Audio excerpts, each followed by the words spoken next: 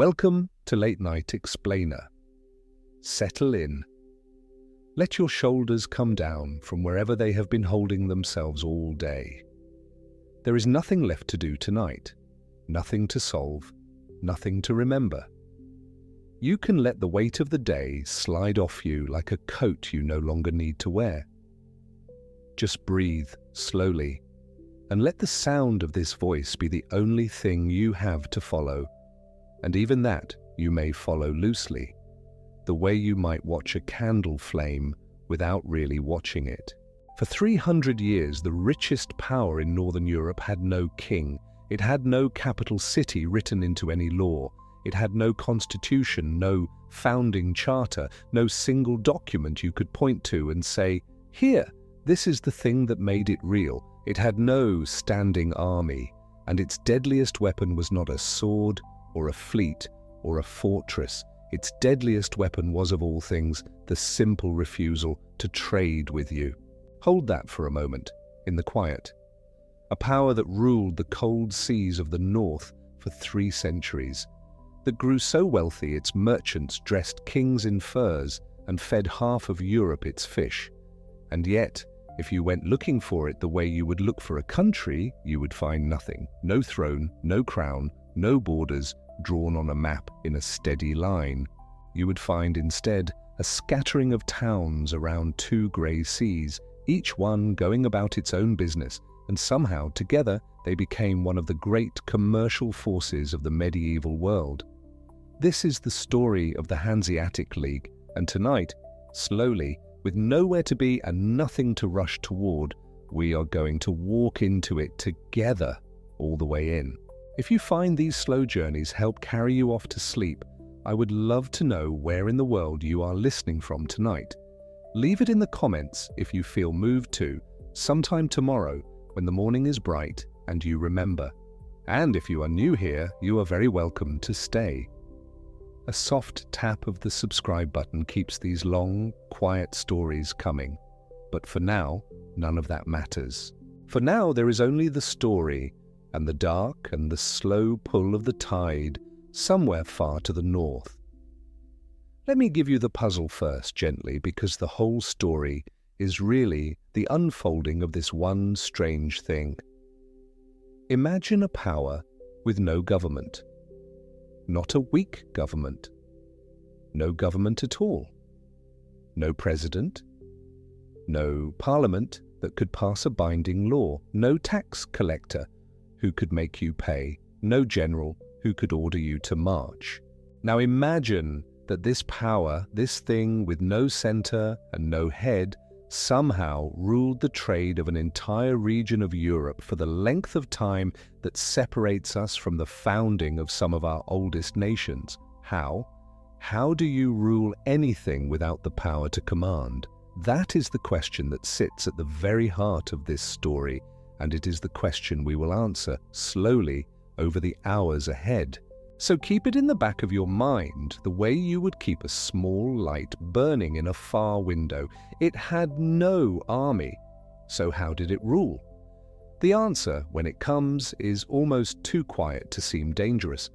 The Hanseatic League ruled, more than anything else, by exclusion, by the threat of being cut off. The Germans had a word for it, a heavy, deliberate word, the Verhansung. To be verhansed was to be cast out of the network, to be placed under what we might call a Hanseatic ban. And it worked like this. Suppose a town had wronged the merchants, had cheated them, or taxed them unfairly, or seized their goods. The League would not send soldiers, it did not need to. Instead, the word would go out quietly, from harbour to harbour, from counting house to counting house. No member of the Hanse will trade with that place. No ships will call there. No grain, no salt, no cloth, no wax will move through its gates. Its merchants will find every door in the north closed to them. And think about what that meant in a world where these towns lived and died by trade. A town cut off from the network was a town slowly starved of everything that made it prosperous. Its warehouses would empty, and not refill. Its harbour would go quiet. Its wealthy men would watch their fortunes shrink season by season as the great river of northern commerce simply flowed around them, the way water flows around a stone, leaving it dry. It was a kind of economic excommunication, a merchant exiled not from heaven but from the market, and very often the mere threat of it was enough. A town would feel the first chill of the network turning its back, and it would think better of whatever it had done and come back into line. No blood, no siege, just the slow, certain pressure of being left outside in the cold, with all the warm rooms of trade locked against you. That was the weapon. That was how a thing with no army ruled. Hold that thought lightly as we go. We will return to it again and again, because it is the secret machinery underneath everything. But before we go any further down into the centuries, let us do something simple. Let us ask what the word itself even means. Hansa. It is a small, hard, northern word, and it is older than the Great League that wore it. In the old High German and the Middle Low German of those traders, a Hansa was not an institution at all. It was a convoy, a company, a band of merchants who chose to travel together because the roads were dangerous and the seas were worse, and a man alone with a cart of valuable cloth or a single ship full of furs was a man inviting robbers and pirates and the thousand small disasters of a hard world. So the merchants grouped together. They moved as a body for mutual protection, sharing the risk of the road the way you might share a fire on a cold night, each one a little safer for the presence of the others. That is what a Hansa first was, an armed company of traders traveling as one. And here is the beautiful quiet thing, the thing that tells you so much about what was to come. The great institution, the famous League of Cities, did not invent a grand name for itself. It simply took the name of the practice, of the habit of traveling together for safety became, over long, slow generations, the habit of doing business together for advantage, and then the habit of governing together loosely by agreement, and through it all, the merchants kept calling it by the old, plain word, the Hans, the convoy, as if to remind themselves and us that underneath all the wealth and all the privileges and all the treaties with kings, this was never really a state at all. It was always, at its root, just a group of people who had decided that they were safer and richer and stronger together than apart. The institution took the name of the practice. Let that settle.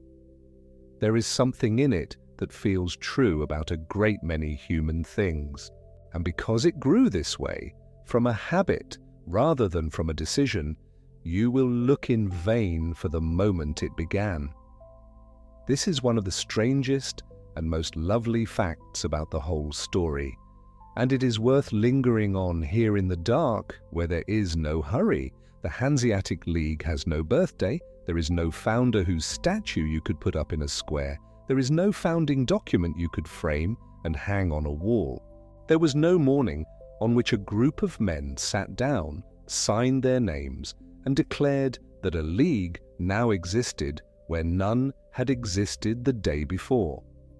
It simply was not made that way. It accreted, it gathered, it thickened, slowly out of centuries of merchants doing the same sensible things over and over, until one day, without anyone quite deciding it, the thing was there. If you press the historians for a date, and gently, they will give you something, but they give it to you with their hands open, the way you offer a fact you cannot quite nail down. They will tell you that a recognizable league of towns, as opposed to the older loose Hanses of individual merchants, seems to have coalesced somewhere around the middle of the 13th century. And they will sometimes point to a particular year, 1356, when the first General Diet, the first great assembly of the towns, met in the city of Lüneburg. Some treat that gathering as the formal beginning of the League of Cities, the moment when the towns, rather than just the traders, began to speak and act as one body. But notice the softness of it. A general diet meeting for the first time is not a founding, it is a recognition. It is people who have already been working together for generations finally sitting down in one room. The absence of a clean beginning is not a gap in the records. The absence is the point. This was a thing that grew, the way a forest grows, with no single seed you could ever name as the first. And as it grew, it found, almost by accident, its heart. Not a capital, mind you, never that, never anything so formal, but a city that came to sit at the center of everything by long habit and quiet consent. That city was Lübeck. And to understand the league at all, you have to spend a little time in Lübeck, so let us go there now, slowly in our minds, and stand for a while in its streets. Lübeck sits near the Baltic, on a finger of land where two rivers wrap around it like protecting arms, almost an island, almost a thing the water made on purpose to be defended. It was founded in the form that mattered in the year 1143 by a man named Adolf II, the Count of Holstein, who saw the value of the place, the way you might see at a glance that a particular spot would make a good house, sheltered, with water nearby, the land lying right. But the town's early life was uncertain, and it took a more powerful hand to set it firmly on its course. That hand belonged to one of the great figures of the age, a duke called Henry the Lion, who in 1159 took the town and rechartered it, gave it new privileges and new standing, and set it on the path to greatness. From that rechartering, Lübeck began its long climb. And climb it did, until in time men called it the Queen of the Hanse. The Queen? Not the king, you notice, never the king, because there was no king, but a queen, a first among the towns, the city where the others looked when they needed a centre to gather around. The great General Assembly, the Hanseatic, usually met within her walls. Her merchants were among the richest in the north. Her law became a model that other towns copied, as we will see. If any place was the beating heart of the League, it was Lübeck. And yet, and here is that quiet refrain again, even this was never written down as a rule. No statute named Lübeck the capital, no document granted her authority over the rest. Her leadership was customary, a thing everyone simply understood and agreed to, the way a family knows without ever saying it, whose house they will all gather at for the great occasions. It was leadership by consent and by habit, which is to say, it was leadership that could vanish the moment the consent did.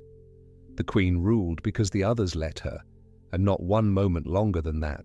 You can still go to Lübeck today and feel the shape of all this in the very stones, because the city wears its old wealth on its surface in a way that is worth describing slowly, because it is so restful to picture. The land around the Baltic, you see, has a problem, or rather, it had one for the medieval builder. It has very little good stone, no great quarries of pale limestone, no convenient mountains to cut cathedrals from. What it has in abundance is clay, soft, wet, ordinary clay lying in the ground. And so the builders of these towns did what people always do. They built with what they had. They made brick. Millions upon millions of bricks fired red and dark, and out of those bricks they raised an entire architecture, soaring churches and proud town halls and great fortified gates, all in deep red brick instead of pale carved stone. We have a name for this style now, Backstein Gothic. The Germans call it brick Gothic. And it is the architectural fingerprint of the whole Hanseatic world, this red brick Gothic, blooming around the shores of the Baltic, wherever the merchants grew rich. Picture a great church rising out of a northern town, but instead of the grey stone you might expect, it is built of warm red brick, its towers climbing into a pale northern sky, every line of it Gothic and pointed and aspiring, and yet every surface of it that humble, homely material, brick, the stuff of ordinary walls lifted here into something soaring. There is something deeply human about it, I have always thought. A people with no fine stone refusing to let that stop them and building their glory out of baked mud instead and making it beautiful. In Lübeck, two buildings above all carry this story in their fabric. One is the Marienkirche, the Church of St. Mary, a vast brick church that the merchants raised as a kind of declaration of their own importance, its great vaulted ceiling lifting up into the dim, cool air, the tallest brick vault of its kind. Stand inside it in your imagination and let your eye travel up the red columns into the high-shadowed roof and feel the silence of a space that was built by traders to outlast them, and largely has. And the other building is the one that has become the very picture of Lübeck, the image that comes to mind when anyone thinks of the city or the League at all, the Holstentor. The Holstentor is a gate, a great brick city gate, built between roughly 1464 and 1478, in the later years of the League's strength, two fat, round towers of dark brick, joined by a central block with a pointed arch passing between them where the road went through. And the wonderful thing about the Holstentor, the thing that makes people smile when they learn it, is that it leans. Over the centuries, the soft ground beneath it has shifted, and the two towers have sagged toward each other, so that the whole gate seems to be settling gently into the earth, tired, old, drowsy, like a thing that is itself getting ready to sleep. It stands there still, leaning, red against the sky, a great, heavy, drowsy gate at the edge of the old town, and it has become the symbol of everything we are talking about, the wealth and the brick and the long, slow weight of the centuries pressing down. Hold that image, the leaning gate settling into the ground. It is a good image to carry with you towards sleep. So we have the shape of it now, the strange outline of this thing. A power with no king and no founding day that took its name from an old word for a convoy, that gathered itself slowly out of centuries of merchants traveling together, that came to lean on the queen city of Lübeck the way a family leans on the house of its eldest, that built its wealth into red brick churches and leaning gates around two cold seas. And underneath all of it, that one quiet engine of power, the threat of exclusion, the Verhansung, the cutting off, the ability to leave a town out in the cold until it remembered its manners. But you may already be feeling the next question rise, softly, in the dark. If there was no king and no founding charter, then when the towns did need to act together, how did they do it? Who decided anything? Where did the will of this strange, stateless thing actually form? And the answer to that is a gathering, an assembly, and it deserves its own slow look. So let us turn to it gently before we drift any further. When the towns needed to speak as one, they held a Hanseatic, a Hanseatic diet, which you can simply picture as a great meeting. Delegates would come from the towns, traveling sometimes long distances over rough roads and grey water, and they would gather, most often in Lübeck, in some great brick hall, and they would talk. They would argue over the things that mattered to merchants, over privileges and tolls and disputes with foreign rulers and quarrels among themselves. And when they reached agreement, their decisions would be written down in documents that had their own particular name. The recess they were called, the recesses, the written resolutions of the Diet, the closest thing the whole League ever had to laws. And here is where you see, once more, the strange limit at the center of it all. The Hanseatic could decide things, but it could not, in any real way, make anybody do them. It had no power to compel the towns to even show up. A town that did not like where the wind was blowing could simply not send its delegate and stay home, and no one could force its attendance. And the resolutions, the recess, those carefully written decisions, bound only those towns that chose to comply with them, A town that disliked a decision could, quietly, ignore it. There was no court above the towns that could punish them for disobedience, no soldiers who would come to enforce the will of the Diet. The whole magnificent apparatus of agreement rested, in the end, on consent. The towns followed the decisions they wanted to follow, and the genius of the League, its whole secret, was that the threat of exclusion, the Verhansung, was usually just enough to make compliance the more attractive choice. You could ignore the Diet, but ignore it too far, too often, and you might find yourself outside the network looking in, and that no town wanted. It went even deeper than that, into the very question of who belonged. Because, and this still astonishes people, there was never a fixed list of members. There was no roll of cities you could unroll and read down, finger on the parchment saying, this one is in, this one is out. The number is usually given loosely as something like 70 core towns at the height of the League, with perhaps up to 200 smaller affiliated communities orbiting around them in a kind of loose belonging. But the figures are vague precisely because the membership itself was vague. Towns drifted in, towns drifted out. A town might be deeply Hanseatic in one generation and barely involved in the next. Even people living at the time, even the merchants themselves, did not always agree on exactly who belonged and who did not. Imagine a club so loose that its own members are not entirely sure of its membership. That was the Hansa. Not a building you entered, but a current you swam in, joining and leaving as your interests moved. Stay with that strangeness for a moment, because it is so unlike everything we expect of power. We are used to power having edges. A country has a border, a club has a list, a kingdom has a king who is either alive or dead, in or out. But the Hans had soft edges everywhere, edges that blurred and shifted, a membership that breathed in and out like a tide, a leadership that existed only by habit, a capital that was a capital only because everyone treated it as one, a parliament whose laws bound only the willing. By every measure we usually use to define a state, the Hanseatic League was barely there at all. And yet it ruled the trade of the North for 3 centuries, and humbled kings and grew fabulously rich. The whole story, every hour of it, is the slow working out of that paradox. How does something so formless become so strong? We will get there. We have all night.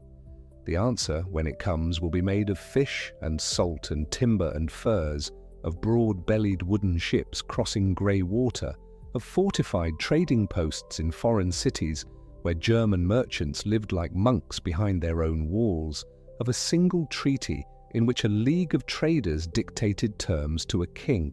But for now, in this first slow descent, it is enough to hold the shape of the mystery in your mind, gently, without straining at it, a power with no king, a capital that was never named one, a founding that never happened, a name borrowed from a convoy on a dangerous road, a weapon that drew no blood, a queen city of red brick with a great gate slowly leaning into the earth. And let us return to that gate one more time before we move on, because it is such a restful thing to picture, and the night is for resting. The Holstentor, leaning. Built in those years around 1464 to 1478, when the League was still strong and proud, 2 heavy round brick towers, red-brown against a pale Baltic sky, the soft ground beneath them shifting over the long centuries so that they sag gently toward one another, tired, settling, drowsy. Stand before it in your mind. Feel the cool air of a northern town, smell the faint salt of the sea that is never far away here, and the river water and the old brick warmed a little by a low sun. The town goes quietly about its business behind the gate, as it has for centuries, merchants in dark wool moving toward the harbour, the soft clatter of a cart on cobbles, the call of gulls.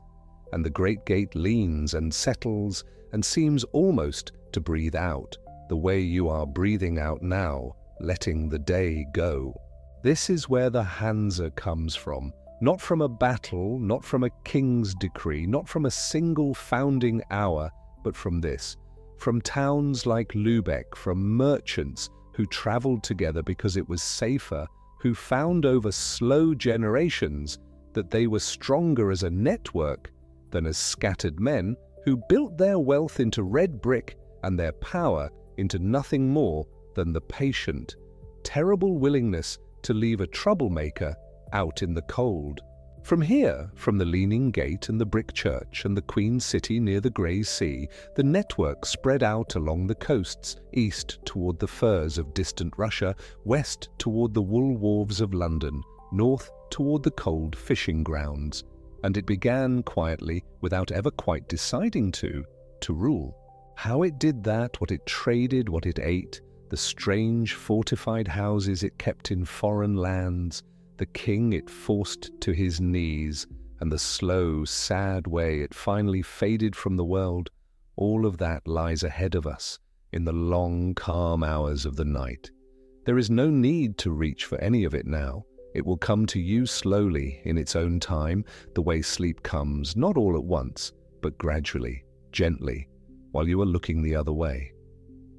So for now, simply rest in the shape of what we have, a power with no state, a name from a convoy, a queen of red brick and a great gate, leaning, drowsing, settling forever into the soft northern ground, while somewhere beyond it, the grey sea moves, slow and patient and old, carrying the first of the merchant ships out toward everything that is still to come. And so let us begin with the money, because the Hansa, for all its grand complexity, for all of the layers of law and privilege and diplomatic cunning that we will come to in time, was at its most essential root a machine for making and moving wealth. And like most great machines, it ran on something humble, something that most people, looking at history from a distance, would be tempted to overlook entirely. It ran on fish. Not exotic fish, not the prized, costly catch of warm southern waters. It ran on herring, small, silver, oily, abundant herring. The kind of fish that filled Baltic nets by the millions in a good season, that flopped and gleamed in the pale northern light, that smelled powerfully and unmistakably of the sea. The kind of fish that if you had grown up near the water, you had probably eaten more times than you could count, and thought very little of. Common, ordinary. And yet the herring, more than any other single thing, built the Hanseatic League. To understand why, you have to understand the sea off the coast of Skåne. That is the old name, Scania, for the southern tip of what is now Sweden. Though in the centuries we are talking about, it was part of Denmark. And every year, in the late summer and autumn, something happened off that coast that was close to miraculous in its scale. The herring came, not in ones and twos, not in small schools, but in vast, churning silver masses, so dense and so numerous that men said you could almost walk on them, almost dip a hand into the water and come up with a fistful. The shoals moved through the Sound, that narrow strait between what is now Denmark and Sweden, and the fish were everywhere. The water seemed to thicken with them, and where the fish were, the people came. The Scania market was one of the great seasonal gatherings of the medieval world.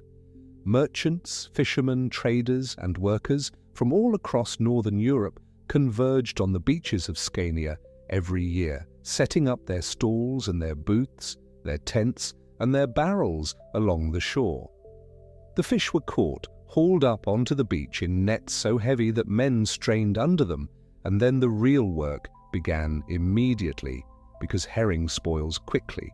The gutting happened right there, on the sand, knife work done at speed, hundreds of hands working without pause. And then the fish were packed into barrels. Layer of fish, layer of salt, layer of fish, layer of salt, lid sealed, barrel rolled to the waiting carts and the waiting ships. The whole operation had the rhythm of a kind of industrial urgency, because every hour mattered, every barrel had to be right, and the consequences of failure were not merely financial, but physical, in a world before refrigeration, in a world where improperly preserved food meant illness or death. And those barrels travelled. They travelled on ships west and south, up the rivers into the interior of Europe, over the roads of Germany and France, and the Low Countries. They reached tables in towns that had never seen the sea.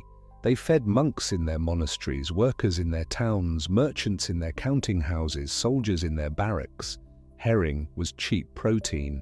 It was the food of ordinary people, the meal that could fill a stomach when nothing else was readily available, the preserved, portable, dependable source of nourishment that a world without refrigerators and without global supply chains desperately needed. But there was something else, something that went beyond simple hunger, something that made the demand for herring not merely large, but enormous, not merely reliable, but guaranteed. And that something was the calendar of the Catholic Church. In medieval Europe, nearly everyone was Catholic, and the Church had a great deal to say about what you were permitted to eat and when. On Fridays, meat was forbidden. During Lent, the 40 days before Easter, meat was forbidden. And across the liturgical calendar there were dozens upon dozens of additional fast days, days when abstaining from meat was required of the faithful. Counted up, these days of obligatory abstinence could amount to well over 100 days in a year, perhaps 150. And on all those days, for all those millions of people, fish was the answer. Not just any fish, of course, not fresh fish, which required proximity to water and a rapid transit from sea to table, preserved fish, fish that could be stored, transported, kept. Salt herring, packed into barrels at the Scania beach, was exactly that. It was the fasting food of Catholic Europe, the reliable substitute for the meat that was forbidden on so many days of the year. And because the Church's calendar was not going away, because the demand was baked into the very structure of religious life, the market for salt herring was as close to guaranteed as any market in the medieval world. Year after year, season after season, the barrels needed to be filled, and the Hands was there to fill them. But fish alone was not enough. The herring needed something without which it was worthless, something without which it would simply rot in the barrel before it reached anyone's table. It needed salt.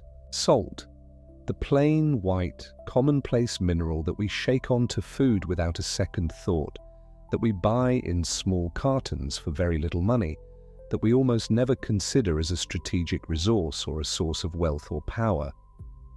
In the medieval world, salt was all of those things. It was the only reliable method of food preservation that existed at scale.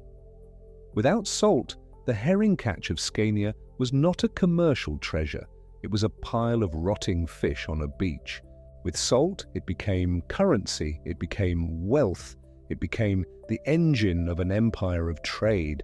And this is where the geography of the Hansa becomes elegant in a way that is almost too neat to be accidental, because not far from Lübeck, the queen city of the Hansa, lay the town of Lüneburg. And beneath Lüneburg, geological chance had placed something precious: brine springs. Underground deposits of salt dissolved in water, springs that could be pumped and boiled, producing great quantities of solid salt from the evaporated brine. Lüneburg was, in the language of its time, a salt city, and its salt was famous across northern Europe for its quality and its abundance. The salt travelled. From Lüneburg saltworks it moved along a route that came to be known as the Old Salt Route, a road that carried the white mineral northwest toward Lübeck, where it could be loaded onto ships and taken to wherever it was needed. Chiefly, it was needed at Scania. The timing was almost perfect. When the herring came, the salt was there to meet it, carried on the same Hanseatic ships that would carry the finished packed barrels back out to market. Salt in, fish out. The two commodities locked together in a symbiosis that made both more valuable than either would have been alone. Later, as the league grew and its trade routes extended, a second source of salt entered the picture. From the Bay of Bourgneuf on the western coast of France, coarse sea salt, which the merchants called Biensalz, bay salt, was harvested from shallow coastal pans where seawater was left to evaporate in the sun. This salt was different from Lüneburg's brine salt, coarser, less refined, but available in very large quantities and accessible to ships coming in from the west. It became a major bulk import for the Hanseatic trade, carried north and east on the same vessels that brought cloth and wine from the west. The salt trade, in both its forms, was another thread in the web of mutual dependency that the Hansa both created and exploited. Two things then at the very foundation: herring and salt. Small, ordinary, unglamorous commodities, the sort of thing that does not make it into heroic stories, that does not inspire paintings or poems or legends, and yet taken together, they were the financial base upon which everything else was built. The profits from salt herring funded the warehouses and the ships. They funded the diplomatic missions that negotiated the privileges. They funded the armed cogs that went to war when war was necessary. And they funded, slowly, the great brick buildings of Lübeck, the church spires, and the gate towers and the merchant houses, the visible wealth of a network that had built itself out of fish. Now, to move that wealth, to carry those barrels and those sacks and those bales across the grey and often stormy waters of the Baltic and the North Sea, the Hanse needed ships. And the ship it used for the central centuries of its power was one of the most practical and unglamorous vessels ever built. It was called the Cog, in German, the Kogge, and it deserves a moment of attention because without it, nothing else in this story works. Picture a wide, deep-bellied wooden vessel, high-sided with a flat bottom, not sleek, not fast, not beautiful in the way that a warship is beautiful, with its clean lines and its purpose-built aggression.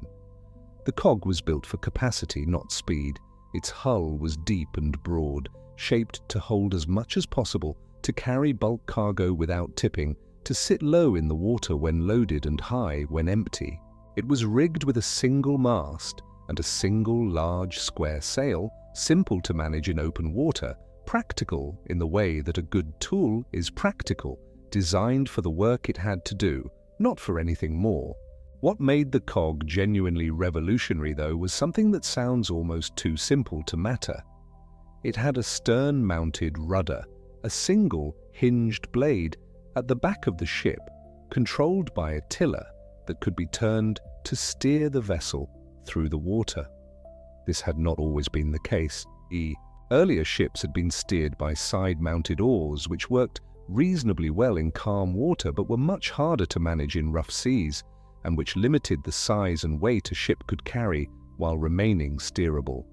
The stern rudder changed that. It allowed for larger ships with deeper hulls, ships that could carry more without becoming unmanageable. And more cargo carried efficiently meant lower costs per unit, which meant that bulk goods, heavy goods, low-value goods, the herring barrels and the salt sacks and the timber logs could be moved profitably over long distances. This is the economic logic of the Cog. It was the container ship of the medieval world, not glamorous, not fast, but extraordinarily practical, and the thing that made the Hanseatic trade model work. You could not run a commercial network based on high-value luxury goods alone. The volumes were too low, the risks too high. What you needed was the ability to move enormous quantities of ordinary goods cheaply, reliably, across long stretches of open water. The Cog gave the Hands exactly that. We know what a Cog looked like because one of them survived. In the muddy bed of the Weser River in Germany, buried under centuries of sediment, a Cog lay undisturbed from sometime around the year 1380 until 1962, when workers dredging the river bottom brought up the remains. What they had found was almost miraculous in its completeness, a largely intact medieval cargo ship, its timbers preserved by the cold, oxygen-poor mud. The Bremen Cog, as it came to be called, was carefully excavated, painstakingly preserved over decades in a conservation tank, and eventually put on permanent display. It tells us concretely and precisely what this workhorse of the Hanseatic trade looked like. Roughly 23 to 24 meters long, capable of carrying somewhere in the range of 80 to 130 tons of cargo, it is not a large vessel by the standards of later centuries, but for its time and its purpose, it was exactly right.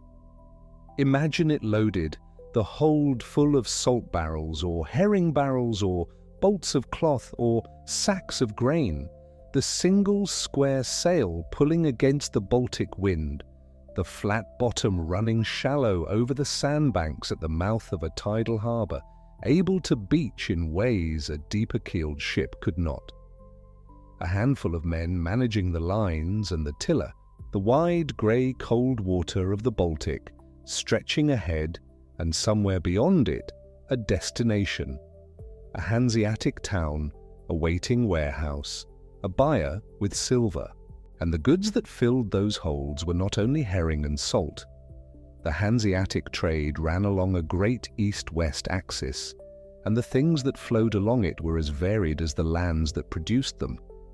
From the east, from the Baltic hinterland, and from Russia beyond, came goods that the West wanted desperately and could not produce for itself. Furs were among the most valuable. Vast quantities of squirrel pelts, sable, beaver, the soft, dense furs of the northern forests, moved westward through the Hanseatic network, clothing the wealthy of Europe in warmth and status.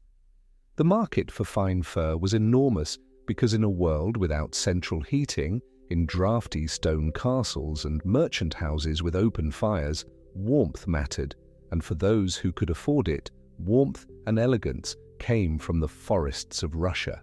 Beeswax came too from the same eastern forests and fields. It sounds minor, but beeswax was the light of the medieval church, the material from which altar candles were made, and churches across Europe burned it in quantities that required a steady, organized supply.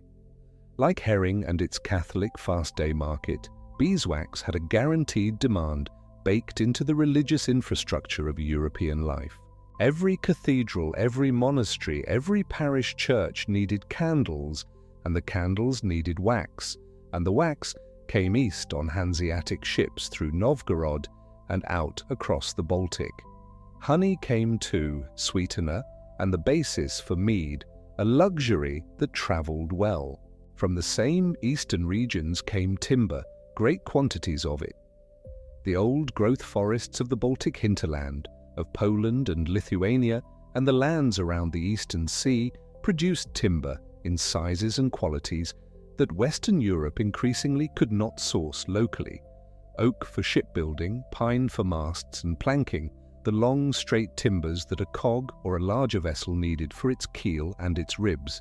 Along with the timber came the other naval stores, pitch and tar, the black sticky materials used to caulk the seams of wooden ships and make them watertight, hemp, from which ropes and rigging were made, potash, a product of wood burning used in the dyeing of cloth and in glassmaking.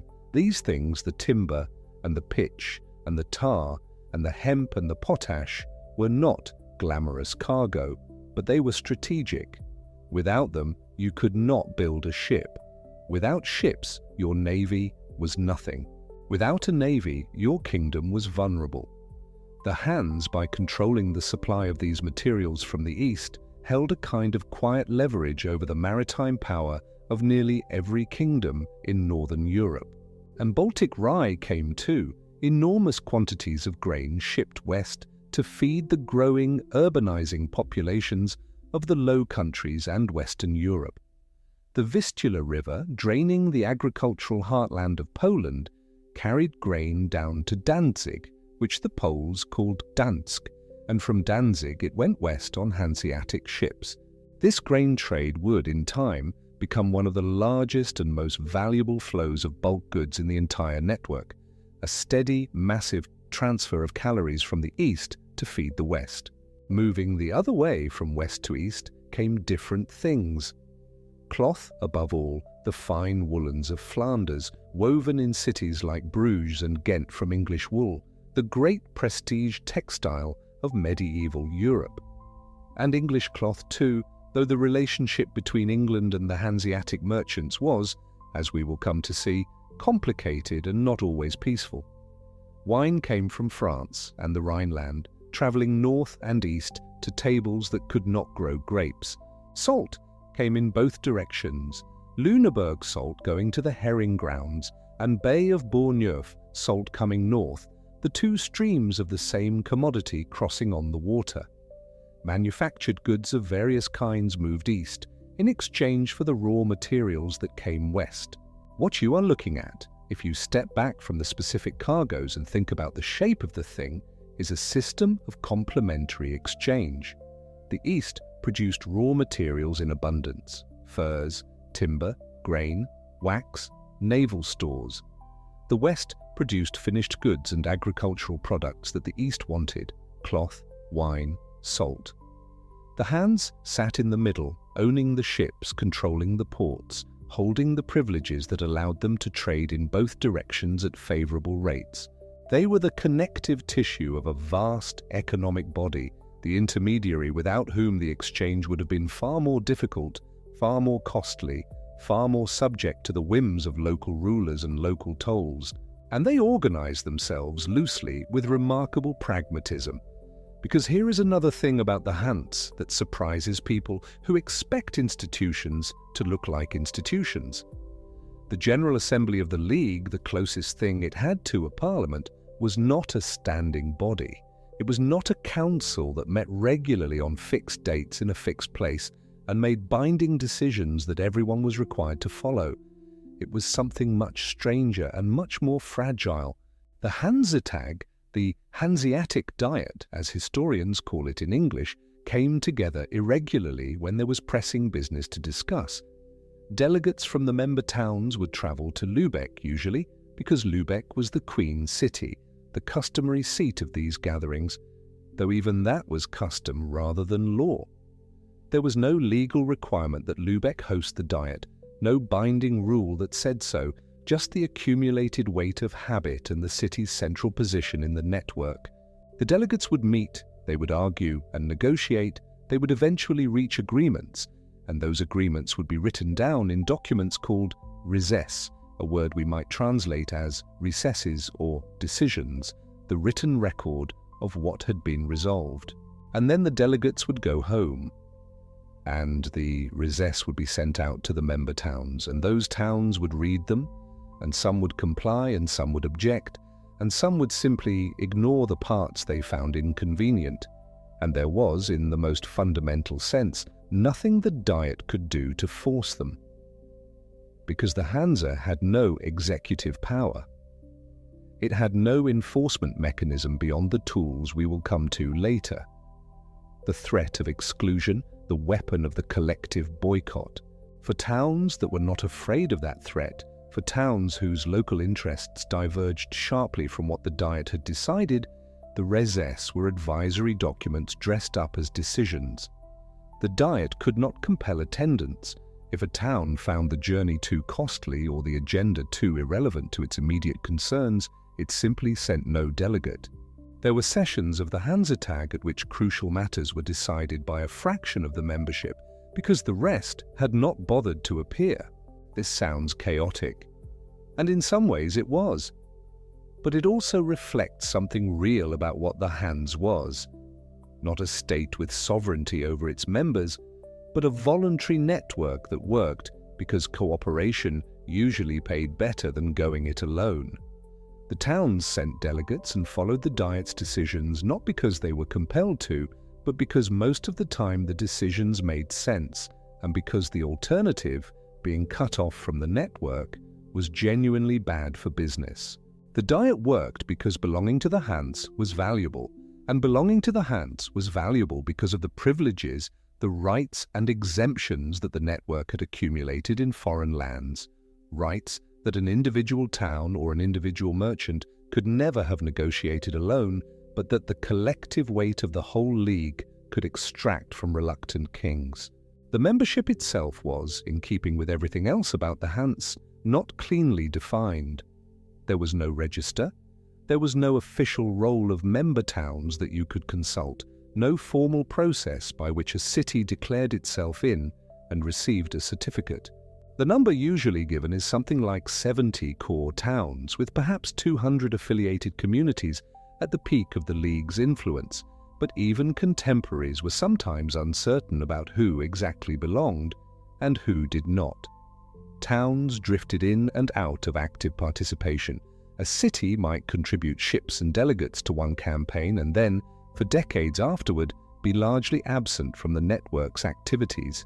It might claim Hanseatic privileges in a foreign port on the basis of a loose historical association, and whether that claim was honoured depended on local conditions and local negotiators more than on any central authority's ruling.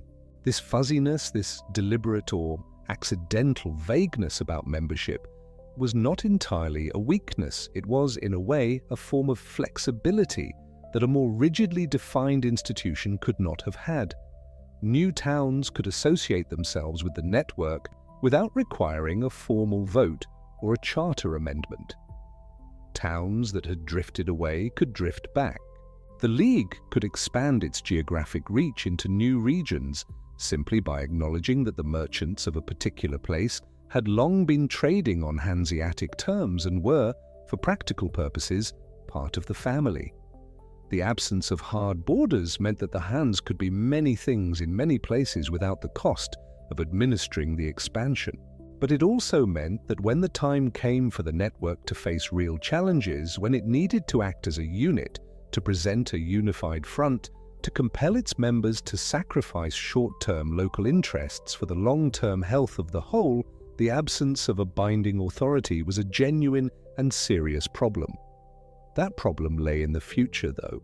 In the years when the League was growing and the trade was good and the privileges were accumulating, the looseness of the thing was part of its genius. It was light enough to travel, flexible enough to adapt, and built on an economic logic so clear and so compelling that most of the towns, most of the time, found it in their interest to go along. The money kept moving. The herring barrels kept rolling off the beaches of Scania. The cogs kept making their slow, steady passages across the grey water. The salt from Lüneburg and from the Bay of Bourgneuf kept arriving when the catch was in.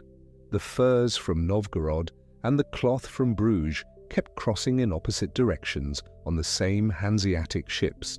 And the towns of the League, from their brick churches and their stone waterfronts and their gabled merchant houses, kept growing wealthier, and the network kept growing larger, and the ambitions of the whole enterprise kept quietly, steadily expanding.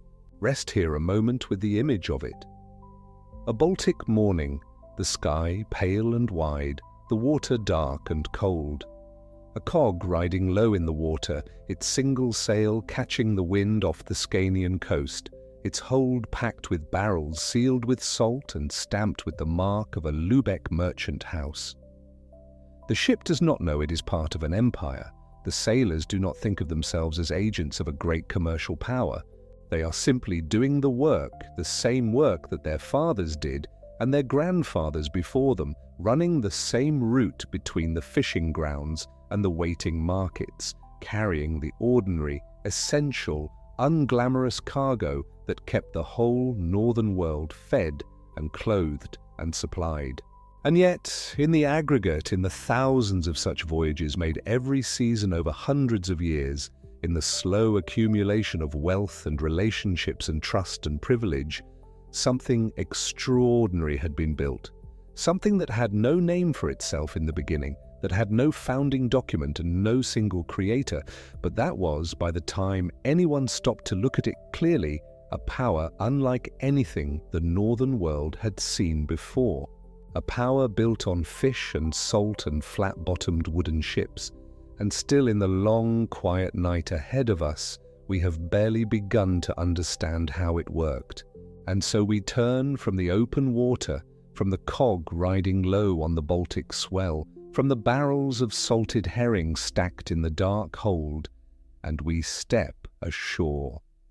Not onto any one shore in particular, but into a series of places, 4 of them, spread across the width of the Hanseatic world, that were, in a very real sense, the hands of the network.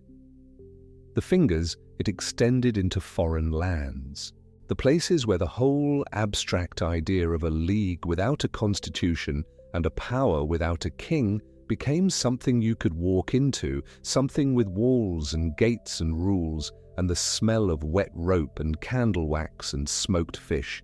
These were the kontore. And to understand what they were, it helps to imagine what it felt like to arrive at one. You have sailed for days, or weeks, or longer. You have crossed the Baltic in a cog, or perhaps you have come overland across the flat, cold plain of northern Europe, through the pine forests and the river valleys, past the wooden churches and the rutted market roads. You speak Middle Low German, the lingua franca of the Hanseatic world, a language that carries the faint imprint of dozens of dialects and trade route encounters. You are a merchant or an apprentice to one, carrying goods, or a commission, or simply the ambition of a young man from Lübeck or Hamburg or Danzig who has been sent out into the world to learn the trade.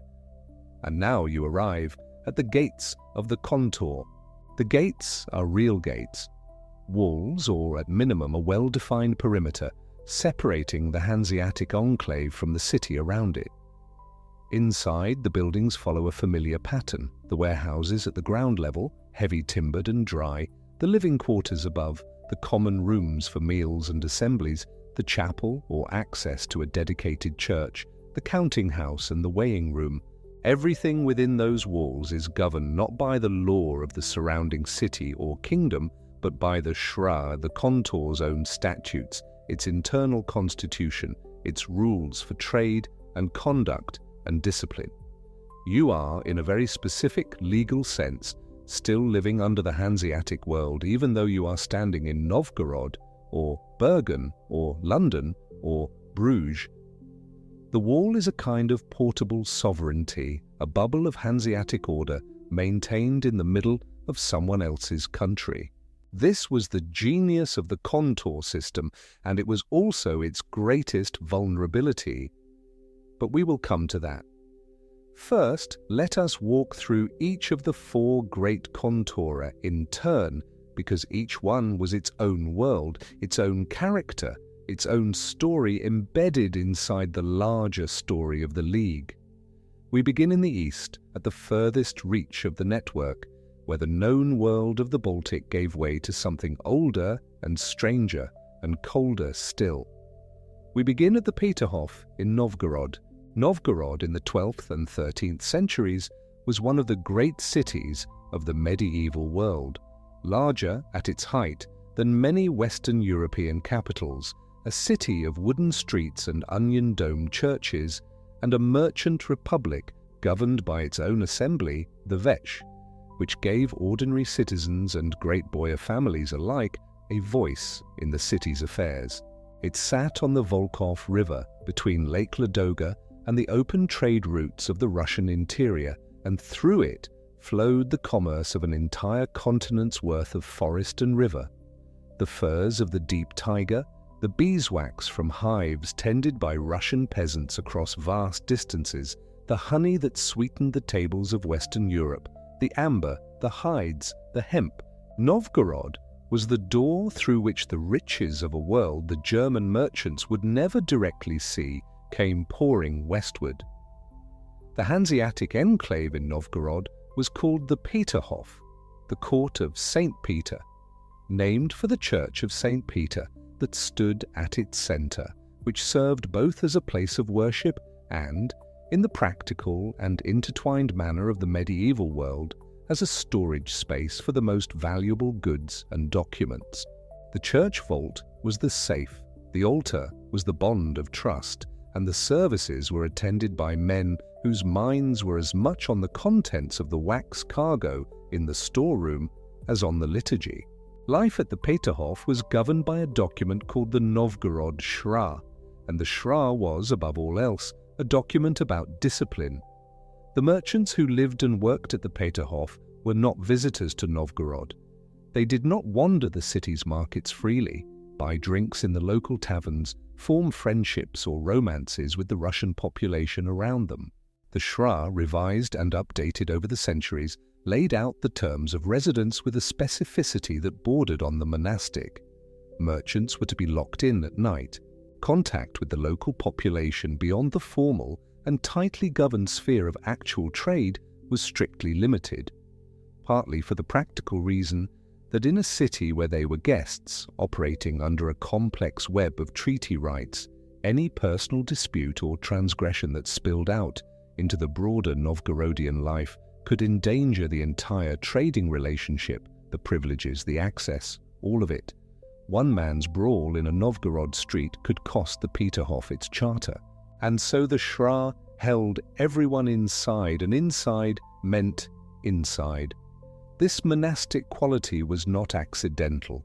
The men who lived in the kontore for months at a time, the trading season was bounded by the navigability of the rivers and the harbour, by the weather, by the cycles of fur trapping and wax production that governed when the Russian merchants arrived with their goods, were living a communal life that had more in common with a religious house than with a market stall. They ate together in the common hall, they worshipped together at St. Peter's, they governed themselves through the kontor's own assembly, which could levy fines and settle disputes and expel members who violated the rules. The outside world was kept at a specific and carefully maintained distance, not out of hostility to Novgorod, but out of the recognition that the kontor's existence depended on the maintenance of a very delicate and very valuable relationship, and that relationship was best preserved by keeping the personal and the commercial in separate boxes. What came through those gates in exchange for the cloth and manufactured goods the Hanseatic merchants brought east was, above all, fur. The fur trade from the Russian interior was one of the great engines of medieval luxury commerce. Squirrel pelts by the tens of thousands, bundled and counted and graded with a precision that would look familiar to a modern commodities trader.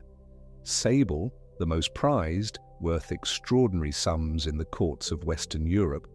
Beaver and marten and fox, each with its own market and its own grade. The European aristocracy clothed itself in Russian fur, and the Russian fur flowed west through the Peterhof.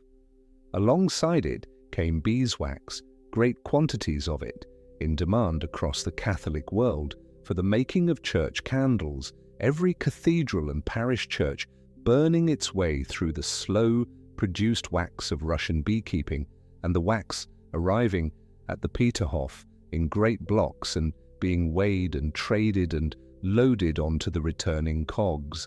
Honey, too, came through in quantity, and hemp and hides and amber. For roughly 3 centuries, the Peterhof was the eastern anchor of the entire Hanseatic commercial world, and then, in 1494, it ended. Ivan III, the Grand Prince of Moscow, who had spent his reign consolidating Russian territory and power, closed the Peterhof. He expelled the German merchants, seized their goods, and shut the gates. The reasons were diplomatic and political and practical all at once, a complex entanglement of Russian-Livonian conflict, and Ivan's broader assertion of sovereignty over the commercial networks that passed through his territories. But the effect was clear. The easternmost anchor of the League was gone, and the route to the Russian interior with it. We will return to that closure later, in the darker part of this story. For now, we leave Novgorod and travel west and north toward the cold, steep coasts of Norway.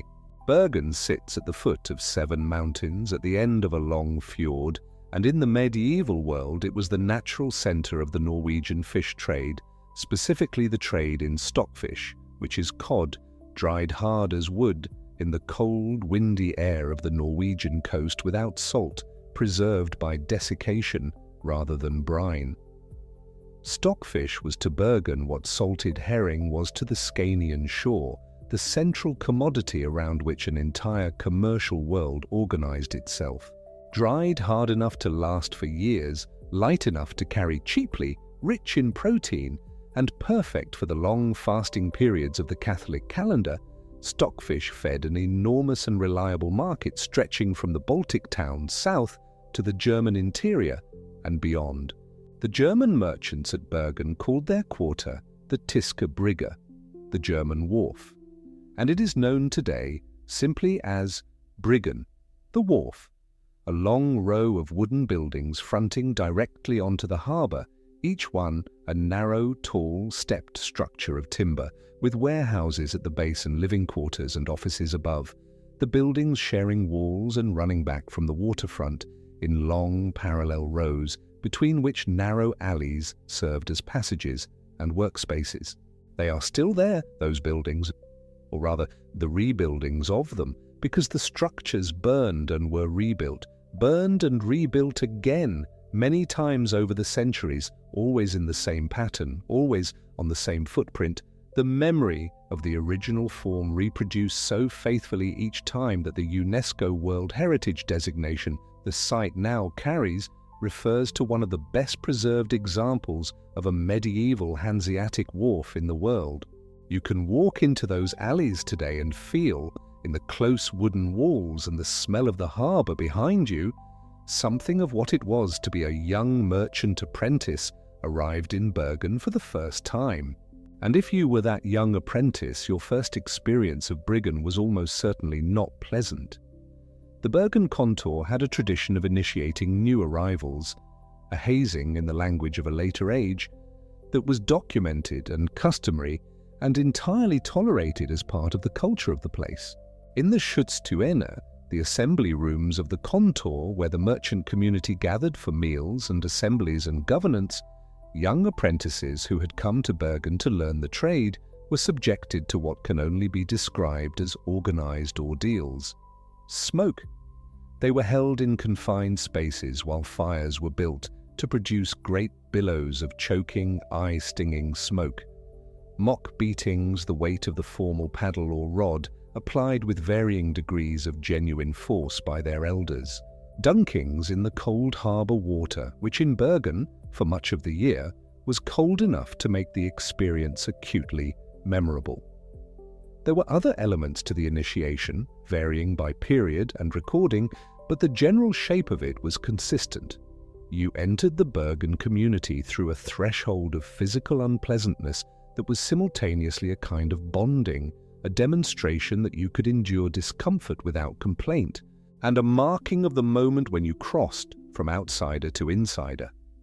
This was not unique to Bergen among the kontore, but it was documented there with particular detail, and it tells us something important about the nature of the kontor communities. They were closed, all-male, intensely hierarchical societies in which the passage from apprentice to established merchant was a social transformation as meaningful as any guild promotion or university degree. The Schutztüene rooms where the initiations took place were also the rooms where the community ate, governed itself, settled disputes, and maintained the social fabric that held the whole enclave together across the long winter months when the trade slowed and the men lived in close proximity and had to get along. The initiation rites were, in their way, the community's method of manufacturing solidarity. Painful, perhaps, but functional. The stockfish that came through Bergen flowed into a commercial system of extraordinary reach. Dried cod from the Norwegian coast found its way to tables in Germany, in Poland, in Bohemia, in the Italian city-states, carried by Hanseatic ships westward and then overland into the continent's interior. It was one of those commodities that seems humble until you grasp the scale. Thousands of tons of preserved protein moving steadily through the network every year, feeding people who had no other access to fish, sustaining the fasting observances that the church required, feeding armies and monasteries and city markets alike. The Bergen kontor controlled this trade for centuries, the German merchants maintaining a dominance over Bergen's commercial life so complete that it was at times a source of profound Norwegian resentment, a foreign enclave sitting in the heart of a Norwegian city, and taking the lion's share of the economic value of Norwegian resources. That resentment would eventually contribute to the kontore's end. But that too is a story for later. From the cold wharves of Bergen, we travel south and west across the North Sea to the most famous of the kontore in the English-speaking world. We come to London. The Steelyard stood on the north bank of the Thames, in the part of the city that lay just west of the old Roman and medieval core, where the river made a wide curve and the wharves pressed close to the water. The building and the walled compound that surrounded it occupied a site that today lies beneath Cannon Street Station, that red brick Victorian terminus whose platforms extend out over the river itself. If you stand on Cannon Street Bridge today and look north at the station building, you are standing approximately where Hanseatic merchants once stood, watching their goods being unloaded from cogs tied up at the riverside quay. The English name, the Steelyard, is a small puzzle. The compound's German name was the Stahlhof, the sample yard, or seal yard, the place where goods were weighed and quality checked and sealed with the mark that certified them. The transition from Stahlhof to Steelyard in English is a corruption, a phonetic drift through a language that heard unfamiliar syllables and resolved them into something more familiar. It was never primarily a place for steel, though metal goods certainly passed through it. It was a place for the weighing and certification of goods, and the great weighing beam, the steel yard in the Old English sense of a balance-type scale, that stood in the weighing house was perhaps part of how the name settled into its English form.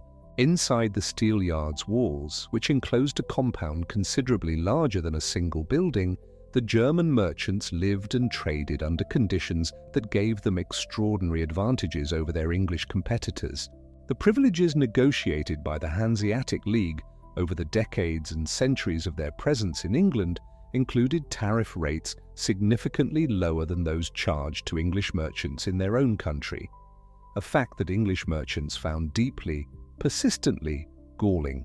The Hanseatic traders paid less in customs duties on imported cloth and exported wool than the native English trade did, a consequence of charters granted by English kings who needed the commercial networks, the credit, and the diplomatic goodwill of the League at moments when those things were worth more than the revenue foregone.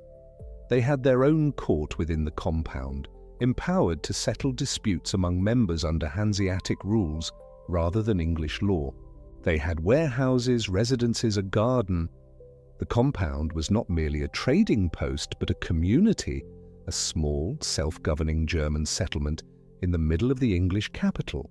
English merchants complained about these privileges for as long as the Steelyard stood. The complaint was reasonable in the plain sense that it was objectively true that the Hanseatic merchants traded under better terms than the English did. But the privileges endured year after year and reign after reign because they were embedded in charters and treaty relationships that successive English monarchs found useful to maintain, and because the League was, for much of the period of the Steelyard's operation, in a strong enough position that revoking the privileges risked diplomatic and commercial retaliation that no English king was eager to face. The Steelyard was, in its daily operation, much like the other kontore, the enclosed male community, the communal meals, the internal governance, the curfews and rules that kept the enclave's behavior within bounds that would not endanger its relationship with the surrounding city. But London was not Novgorod or Bergen, and the tensions of operating in the capital of an increasingly assertive kingdom were always present. The Steelyard existed in a state of negotiated tolerance, always valuable enough to be kept, but never fully at ease, always operating under the awareness that its privileges could be withdrawn if the political winds shifted. They were eventually. We will come to that moment too in its proper place in the story's arc. For now, we simply register the Steelyard as what it was, the western anchor in England of a network that stretched from this bank of the Thames all the way east to the Church of St. Peter in Novgorod, a distance of more than 2,000 miles connected by ship and river and road, and the shared commercial culture of the Hansa. The fourth great kontor was in Bruges, in the county of Flanders, the most commercially sophisticated city of the medieval northwestern world. Bruges, in the 13th and 14th centuries, was the nexus of northern European trade in a way that no other city could match. Italian bankers maintained their counting houses there.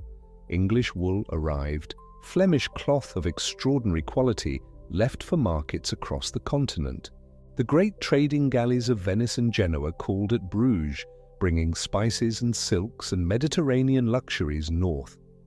And the Hanseatic merchants were there too, in their kontor, the western complement to the Peterhof in the east, the Flemish end of the east-west corridor that was the Hanse's economic spine.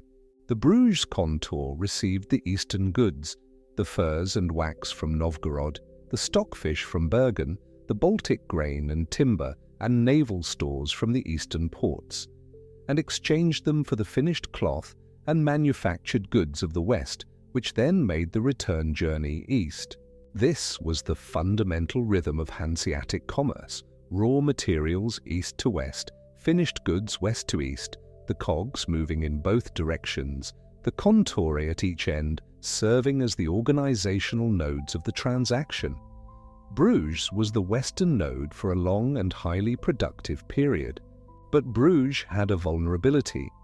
Its harbour, which was not a direct ocean port but accessed through a waterway called the Zwin, began to silt up over the later medieval centuries. The silting was gradual, irreversible, and ultimately fatal to the city's commercial ambitions. As the Zwin shallowed, the great trading ships found it increasingly difficult to reach the city, and trade began to shift southward to Antwerp, which offered a direct, deep-water harbour on the Scheldt. The Hanseatic presence in the region accommodated this shift, the weight of the western kontor's activities gradually moving toward Antwerp over the course of the late 15th and early 16th centuries, following the commercial gravity of the region as it relocated. The story of Bruges and Antwerp is a reminder that the Hanse operated in a changing physical and commercial landscape, adapting, not always smoothly or quickly, to circumstances it did not control. And now, having walked through each of the four kontori in turn, we can step back and see what they have in common, what the pattern is, what the kontor system was actually doing as a mechanism. Each kontor was a node in a network, and each node was organized around the same set of principles: self-government, physical enclosure, internal discipline, and the privileges that made the whole thing commercially viable. The enclaves were not colonies in any sovereign sense. They did not claim territory, did not fly a Hanseatic flag over sovereign ground, did not have the authority to make war or peace in their own name.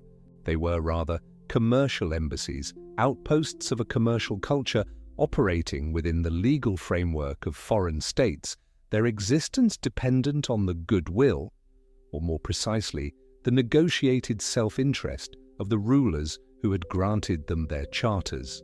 The daily life within those enclaves followed a pattern that strikes the modern reader as somewhere between a trading house and a monastery.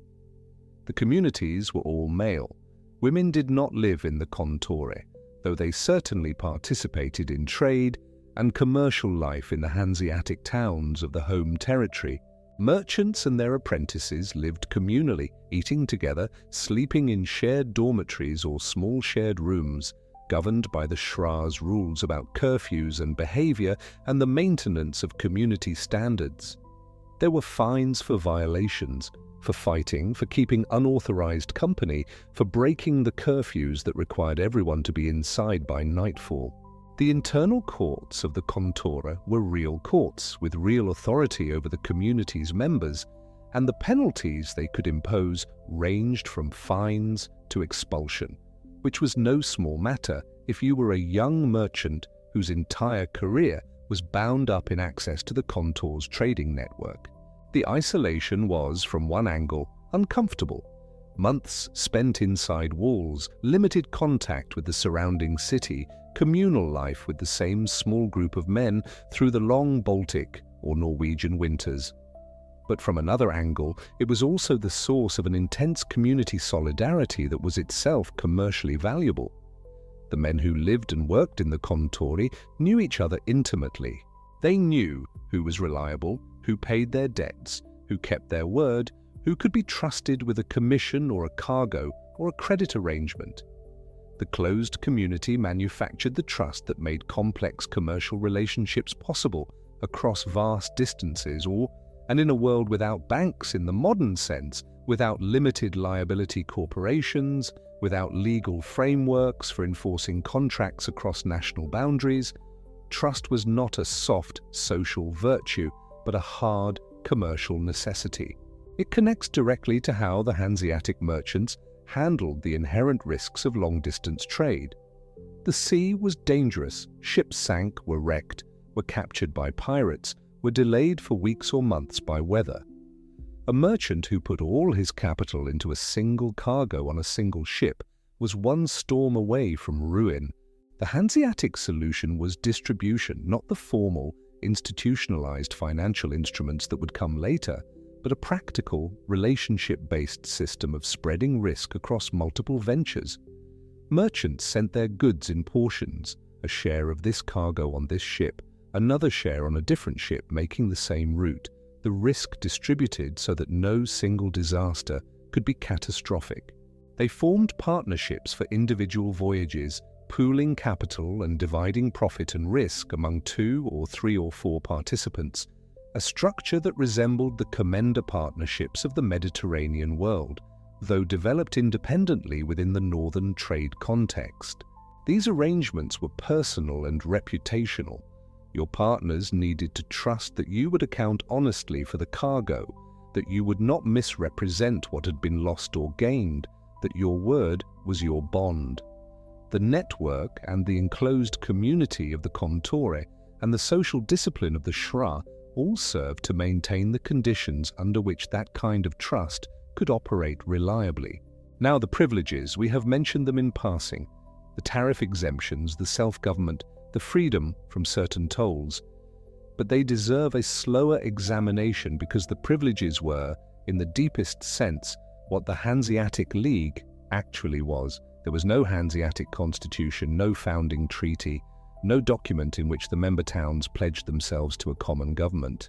What there was, accumulated over decades and centuries, was a vast and complex web of individual charters granted by individual rulers to Hanseatic merchants in individual cities and kingdoms.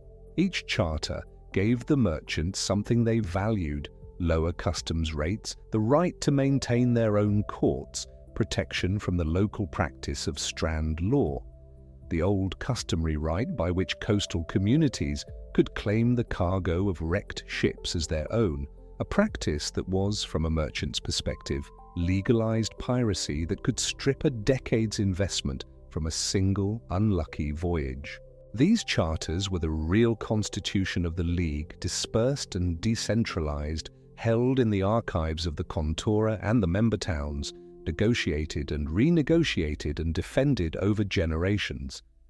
The accumulation of them was the measure of the League's power, and the potential loss of them was the source of its deepest anxiety, because charters could be revoked, privileges could be withdrawn. A new king who did not feel bound by his predecessors' commercial arrangements could, in theory, simply cancel them. The League's entire legal position in every foreign territory rested on the continued willingness of foreign rulers to honor agreements made by those rulers' predecessors, and that willingness was never unconditional. This is why the Hanseatic, the irregular assembly of town delegates that met most often in Lübeck, spent so much of its energy on the maintenance and defense of privileges. The recesses, the recess, the written resolutions of the assembly are full of discussions about individual charters, about threats to specific privileges in specific places, about the terms on which this or that ruler might be persuaded to renew or extend the agreements that underpinned the whole commercial structure. The Hanseatic was not, in the main, a legislature in any modern sense. It did not pass laws binding on all members. It issued resolutions that members could choose to honor or ignore. And many did ignore them, particularly when compliance would have cost them more than it gained. But it was a place where the collective diplomatic position of the League could be discussed and coordinated, where the defense of privileges could be organized across multiple towns and multiple interests, and where the periodic crises that threatened the network could be addressed with something approaching a unified response. The soft standardization that the League spread across the northern world was another dimension of this same logic. The member towns did not adopt a single Hanseatic law code. They remained governed by their own municipal laws, and the League had no authority to impose legal uniformity on them. But something remarkably like legal convergence happened anyway, through a different mechanism. Lübeck law, the municipal code of Lübeck itself, the Lübisches Recht, was adopted by more than 100 towns around the Baltic as their own municipal legal framework, spreading not through conquest or imposition, but through emulation and convenience.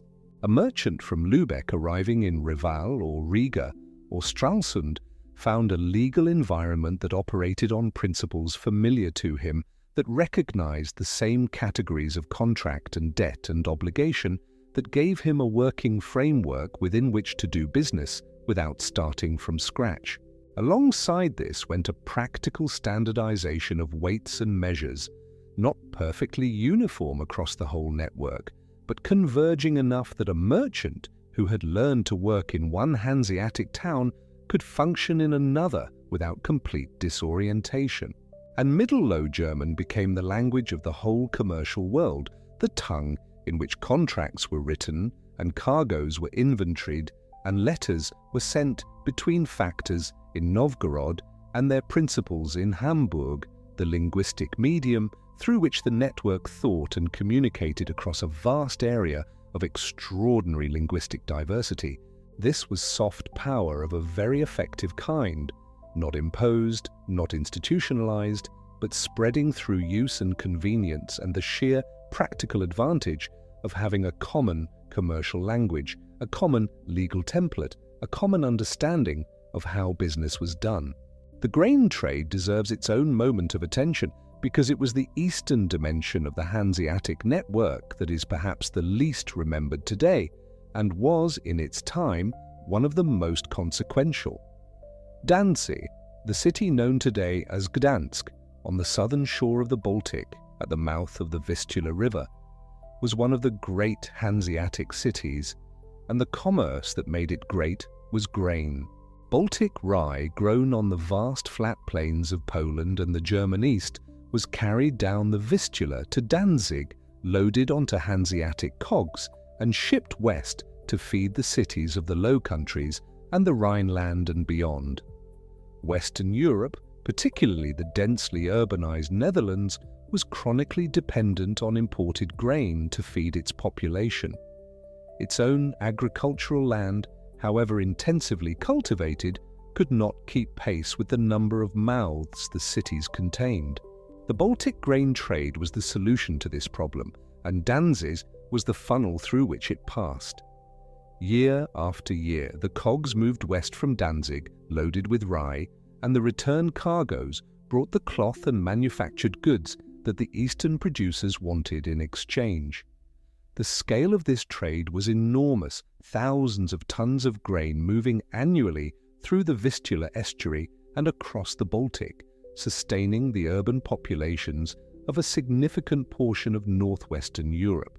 It was, in its way, as fundamental to the Hanseatic economy as the herring and the salt and the furs, and it made Danzig one of the most important cities in the entire network, a status the city would maintain and eventually leverage far beyond the League's own history.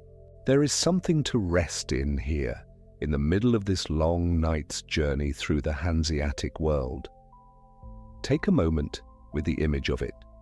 The cogs moving west from Danzig, low in the water with their grain cargoes, the wind from the east filling the single square sail, the Vistula estuary behind them, and the long blue Baltic ahead. This was not romantic commerce. It was not the stuff of adventure stories or treasure fleets. It was slow, seasonal, grinding, repetitive, essential work. The same route made a dozen times in a career. The same cargo, the same calculations of wind and weather and market price, the same careful accounting in the leather-bound ledgers that were the real intellectual product of a Hanseatic merchant's life. The ledgers. It is worth a moment on the ledgers because the credit arrangements and the partnership structures and the careful risk distribution that made long-distance trade viable in the medieval world were inseparable from the record-keeping that tracked them. A commender partnership for a single voyage had to be documented. Who had put in how much capital, how the profit would be divided, what the cargo was, what price it had been bought at. Letters of account had to pass between the merchant in Bruges and his factor in Lübeck, recording what had been received, what had been sold, at what price, what remained outstanding. The debts and credits that accumulated over a trading season had to be settled either in cash or in offsetting transactions. The complex web of bilateral obligations resolved into a balance that could be carried forward. This was the unglamorous, absolutely essential infrastructure of the Hanseatic commercial world. The paperwork, the counting, the careful record of who owed what to whom. It was not the stuff of dramatic history, but it was the connective tissue of the network, as essential as the cogs and the salt and the kontore. And it was done, in the main, by individuals, merchants and their factors and their apprentices, working with pen and paper and a remarkable sophistication about the management of risk and credit and information across enormous distances, in conditions of imperfect communication and constant uncertainty, without any of the institutional frameworks that modern commerce takes for granted. The apprentices who arrived at the kontore were, in a real sense, arriving at a school, though they would not have used that word. They were learning the trade, learning the grades of fur and the qualities of cloth, the weights and measures of different markets, the rates of exchange between different currencies, the routes and the seasons and the winds, the names and characters of the merchants and factors and agents they would need to know in order to function. They were also learning the social culture of the network, the protocols of the kontor, the hierarchies of the community, the unwritten rules of conduct that governed who you greeted first, how you negotiated, when you spoke, and when you listened. The initiation rites at Bergen were an extreme version of a process that was happening, in gentler forms, everywhere in the network. The absorption of a newcomer into a community of practice, the transmission of knowledge and culture and norms from one generation to the next. This transmission was the mechanism through which the network reproduced itself. There was no Hanseatic academy, no formal school of commerce, no textbook of Hanseatic practice. What there was the kontor and the community within it, and the long, slow process of learning by doing and watching and occasionally failing and being corrected and trying again. The knowledge that sustained the league, the commercial knowledge, the navigational knowledge, the legal knowledge, the diplomatic knowledge, lived in the people who made up the network, transmitted person to person across the generations, embedded in practice and relationship and habit. It was, in its way, as much the League's infrastructure as the Holstentor or the Bremen Cog. We have been walking through the rooms of the kontor system for some time now, and before we leave them, one final image.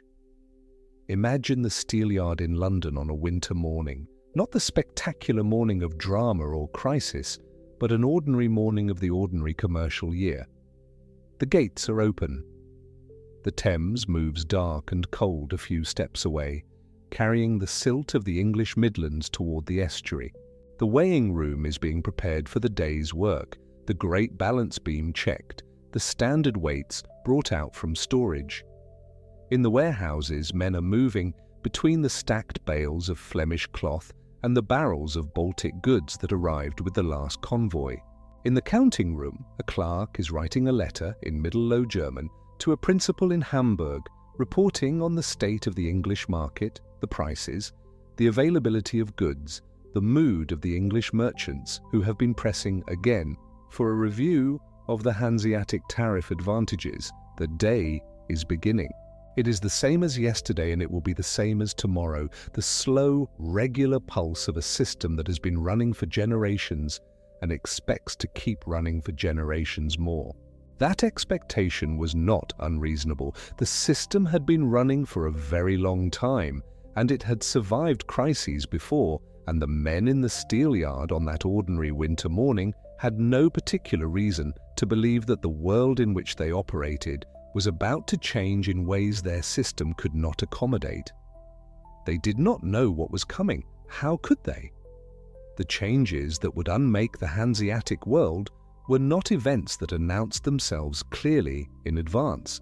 They were slow, structural, accumulating shifts in the nature of power and commerce and geography that would only become legible in retrospect when the outcome was already determined. But we are not yet at the decline. The winter morning at the steelyard is still in the middle years of the League's life, and the network is still growing, still functioning, still accumulating wealth and privileges and influence. The kontore are full, the cogs are moving, the Peterhof's warehouses are packed with Russian fur, the Bergen wharf is busy with the stockfish trade, the Bruges kontore is handling the exchange of Eastern raw materials for Western cloth with the practiced efficiency of long habit. And somewhere in the Hanseatic hinterland, in the towns that form the backbone of the network, the merchants and the craftsmen and the dockhands and the barrel makers and all the others who make this vast commercial machine run are simply getting on with the ordinary, unremarkable, essential work that in the aggregate constitutes the engine of the northern world. There is more to understand about how this engine enforced its own rules, how it handled those who threatened it, how it summoned the power to humble kings when it needed to. That part of the story is still ahead. And so we turn to the moment when that power was tested most severely and proved most real. There is a city on an island in the Baltic, surrounded by a ring of limestone walls so old that by the middle of the 14th century they had already stood for generations. Visby, on the island of Gotland, is one of those places that carries the weight of centuries in its stones. Its medieval walls still stand today, and inside them the ruins of churches rise against the sky like open hands, roofless, calm, patient with the slow passage of time. In the summer of 1361, Visby was a prosperous trading city, wealthy from centuries of commerce in the Baltic world. It was not a Hanseatic kontore in the formal sense, but it was deeply embedded in the network that the Hansa had built, and the German merchant community there had long been a thread in the fabric of Baltic trade. Valdemar IV of Denmark was a king who understood power in the old, direct way. He had spent his reign reassembling a Danish kingdom that had fragmented, taking back territories and taxing trade routes, and making himself felt on the margins of the Baltic world, where the Hanseatic towns had grown comfortable and prosperous. In 1361 he brought a fleet and an army to Gotland. The townspeople of Visby attempted to resist, and the peasant militias that came out to meet the Danish forces were slaughtered in a field outside the walls. The city fell. Valdemar sacked it, loaded his ships with the wealth that centuries of commerce had accumulated in its warehouses and churches, and sailed back to Denmark with the spoils. The news that travelled through the Hanseatic network in the weeks and months after was not merely the news of a city's misfortune. It was something more specific and more alarming. Valdemar had attacked a place in which German merchants had lived and worked and stored their goods. He had demonstrated plainly and without apology that the Danish crown felt entitled to help itself to whatever the Baltic trade had built whenever it found the opportunity, and he had done it to a city that believed itself, if not under the Hanse's direct protection, then at least within the sphere of the Hanse's interest. The towns met and debated as they always did. The machinery of the Hanseatic system, that irregular, informal, uncompelled assembly of delegates with no power to force anyone to comply with anything, had to produce a response to something that demanded a response. The debates were long. The towns had their own interests, their own fears, their own calculations about what a war with Denmark might cost and what refusing to fight might cost more. This was always the difficulty of governing without a state. The decision to act collectively had to be remade from scratch every time action was required, because there was no permanent authority to make it for everyone. But the injury was real and the stakes were clear enough. Valdemar had not merely sacked one city. He had made himself a threat to the entire system of Baltic trade on which the network's prosperity rested. If a Danish king could take what he liked from merchant communities without consequence, then every warehouse in the Baltic was vulnerable, every kontor was exposed, every ship moving through the Sound, the narrow strait between Denmark and what is now Sweden, which all Baltic trade had to pass through, was subject to Danish interference and Danish tolls and Danish appetite. The Hanseatic towns had built their wealth on the assumption that they could trade. Valdemar was making that assumption uncertain. By 1367, enough towns had concluded that the threat required a military answer. What emerged from the deliberations was the Confederation of Cologne, an agreement among a substantial group of Hanseatic cities to prosecute a war against Denmark together, to pool the resources needed, ships, men, money, supplies, and to pursue it to a conclusion. It was, in the logic of the Hanseatic system, an extraordinary thing.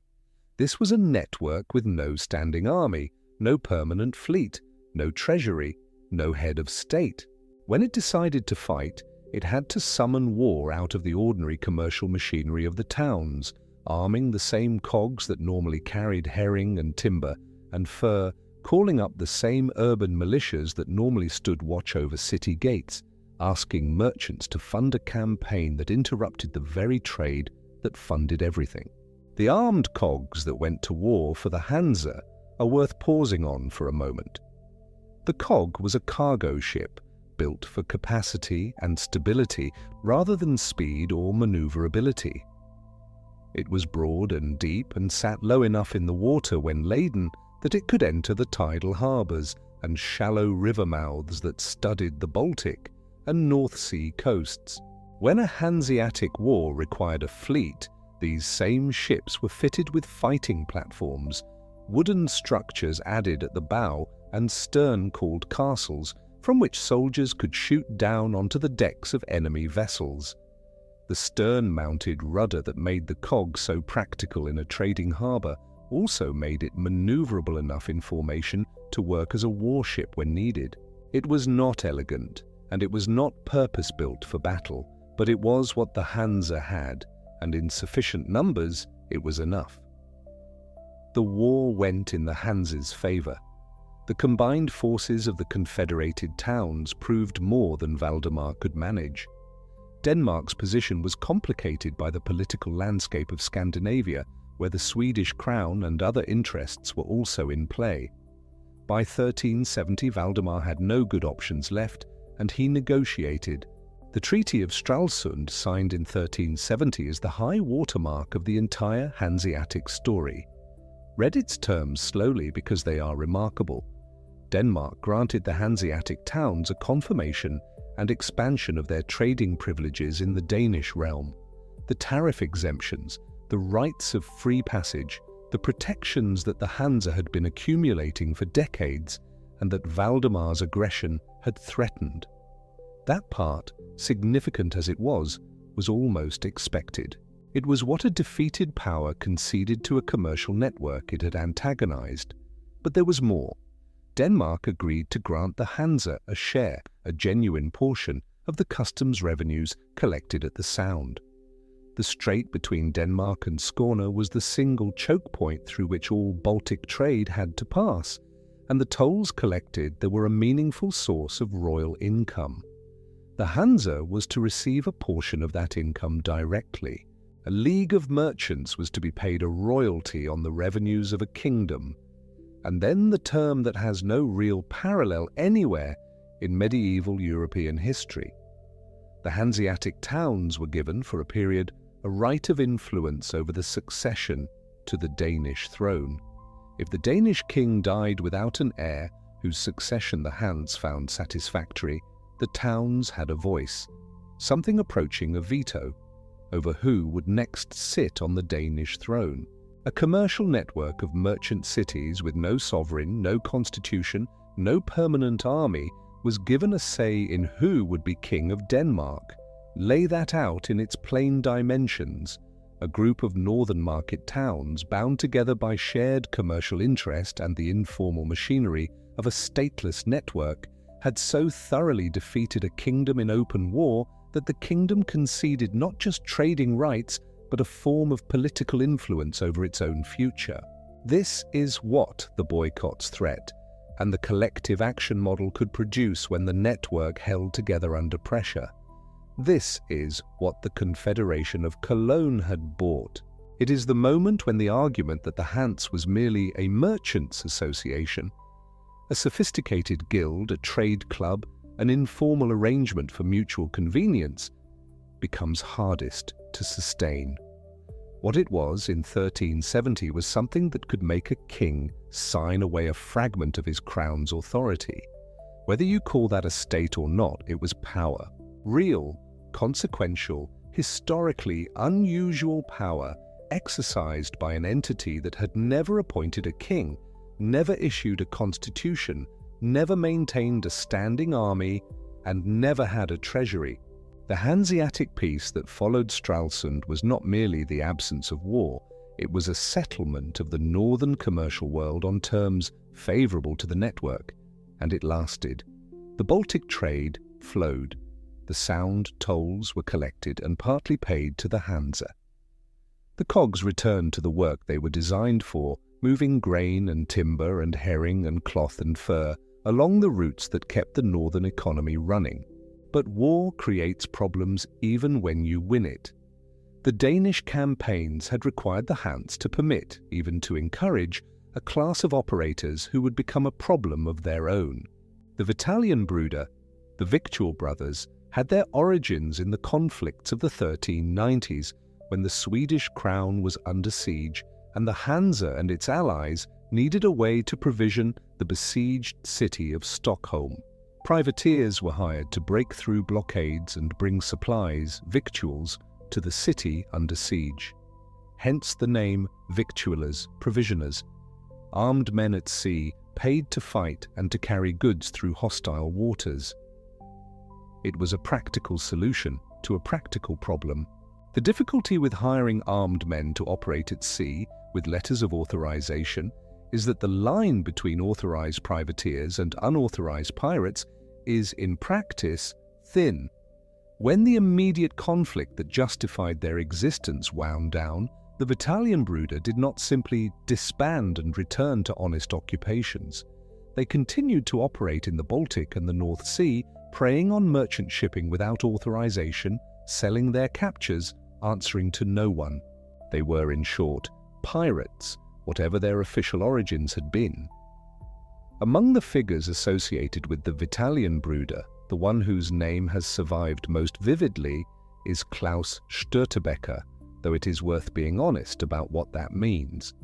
The historical record around Störtebeker is thin and entangled with legend in ways that are difficult to separate.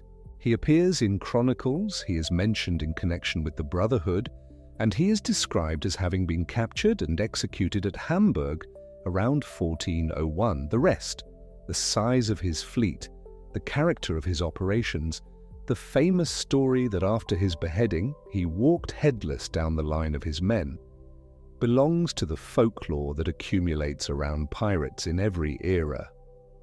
The walk after beheading is, almost certainly, legend. The man may well have been real. The Brotherhood was certainly real, documented in the records of the Hanseatic towns that were troubled by them. The suppression of the Vitalienbrüder matters to the Hanseatic story not because of Störtebecker's legend, but because of what the suppression reveals about the network's relationship to the seas it depended on. The Hansa needed predictable, safe passage for merchant shipping. Pirates disrupted that, and so the Hanseatic towns committed ships and resources to hunting and eliminating a threat to the system, much as they had committed ships and resources to fighting Denmark. The logic was always the same. The network's value rested on the uninterrupted flow of trade, and any threat to that flow required a collective response. Before we move toward the long unraveling of the Hanseatic world, there is one myth about the League that surfaces so frequently in popular accounts that it deserves a quiet correction here, placed in the record without particular emphasis, because the truth is actually more interesting than the myth. You will sometimes read that the Hanseatic League had its own currency, a single Hanseatic coin, a unified monetary system backing the network's commercial reach. This is not quite right. The towns of the Hansa minted their own coins, as nearly all medieval and early modern cities did. There was no single Hanseatic currency, no central mint, no Hanseatic bank issuing notes across the network. What did exist among certain groups of closely cooperating towns were monetary unions, agreements to coin money according to a shared standard, so that the coins of one city would be accepted at face value in another, without having to be weighed and assayed each time. The most significant of these was the Wendish Monetary Union, an agreement among Lübeck, Hamburg, Wismar, and some neighbouring towns to use a common weight standard for silver coinage, the Lübeck mark, so that their commercial dealings with each other were simplified. Think of it the way you might think of the relationship between neighbouring regions agreeing to build their roads to the same width so that wagons can pass from one to another without switching axles. It is coordination, practical and useful, falling well short of unification. It is exactly what the Hanseatic system did everywhere, not create a unified institution with central authority, but create enough common standards among cooperating parties that the business of trade could proceed with reduced friction. The monetary union is another expression of the same logic that built the kontor and the privileges and the recess: alignment without sovereignty, coordination without command.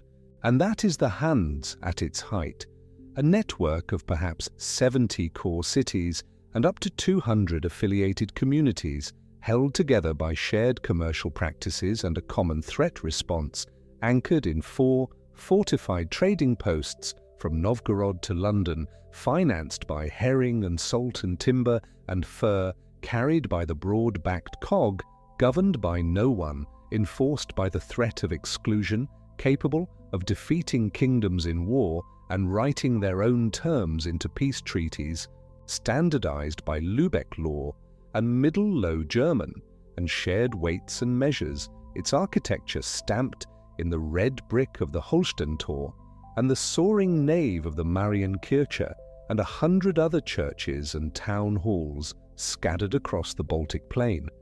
It was a remarkable thing, and it was beginning by degrees so slow that the men living inside it could not see them clearly, to face forces it had not been built to handle.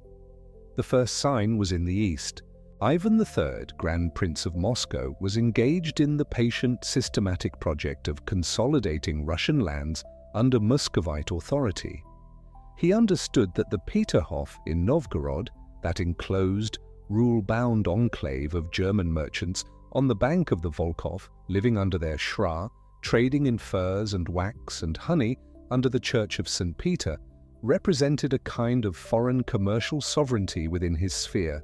German merchants operating under their own law, answering to their own courts, exempt from Russian jurisdiction, occupying Novgorod's economy as surely as if they owned a piece of it. In 1494, Ivan III closed the Peterhof. He ordered the German merchants expelled, their goods confiscated, their enclave shut. The archives they had kept, the inventories, the letters, the records of decades of Eastern trade, gone. The careful Schra that had governed the lives of the merchants and apprentices locked inside the enclave through long northern winters. Irrelevant now, the eastern gateway had been sealed. The furs and wax and honey of Russia would still move westward through other channels, but no longer through the Hanseatic enclave in Novgorod, operating under Hanseatic rules. The long arm of the network, which had reached all the way to the birch forests of Russia and the trap lines of the fur trade, was shortened. This was not a war. There was no battlefield, no armada, no treaty to be negotiated afterward. It was simply a ruler deciding that a foreign commercial network operating inside his territory on its own terms was incompatible with his project of consolidated authority. And there was nothing the Hanse, with its instruments of commercial pressure and its ad hoc fleets and its assembly that could not compel attendance, could do about it. The Verhansung, the collective boycott, was a weapon for commercial disputes with parties whose participation in the network they depended on. Even the third was not dependent on the Hanseatic network. He was the sovereign of a territory that could choose whether to allow it to operate, and he had chosen. This was the future pressing against the present. The rising nation-states of Europe, consolidated monarchies with central taxation, professional armies, the ability to make and enforce policy across a whole territory, were reordering the world in ways that the Hanseatic model had not anticipated and could not accommodate. The League's power had always rested on the leverage that came from controlling access to something others needed. But that leverage worked only against parties who lacked the independent capacity to say no. When consolidated states developed their own merchant fleets, their own trading infrastructure, their own commercial law, and their own ability to exclude or restrict foreign networks, the threat of the Verhansung lost its force. England was doing this. The English crown had been growing more assertive about the terms on which foreign merchants operated in English ports and English markets across the entire period of the Hanse's maturity.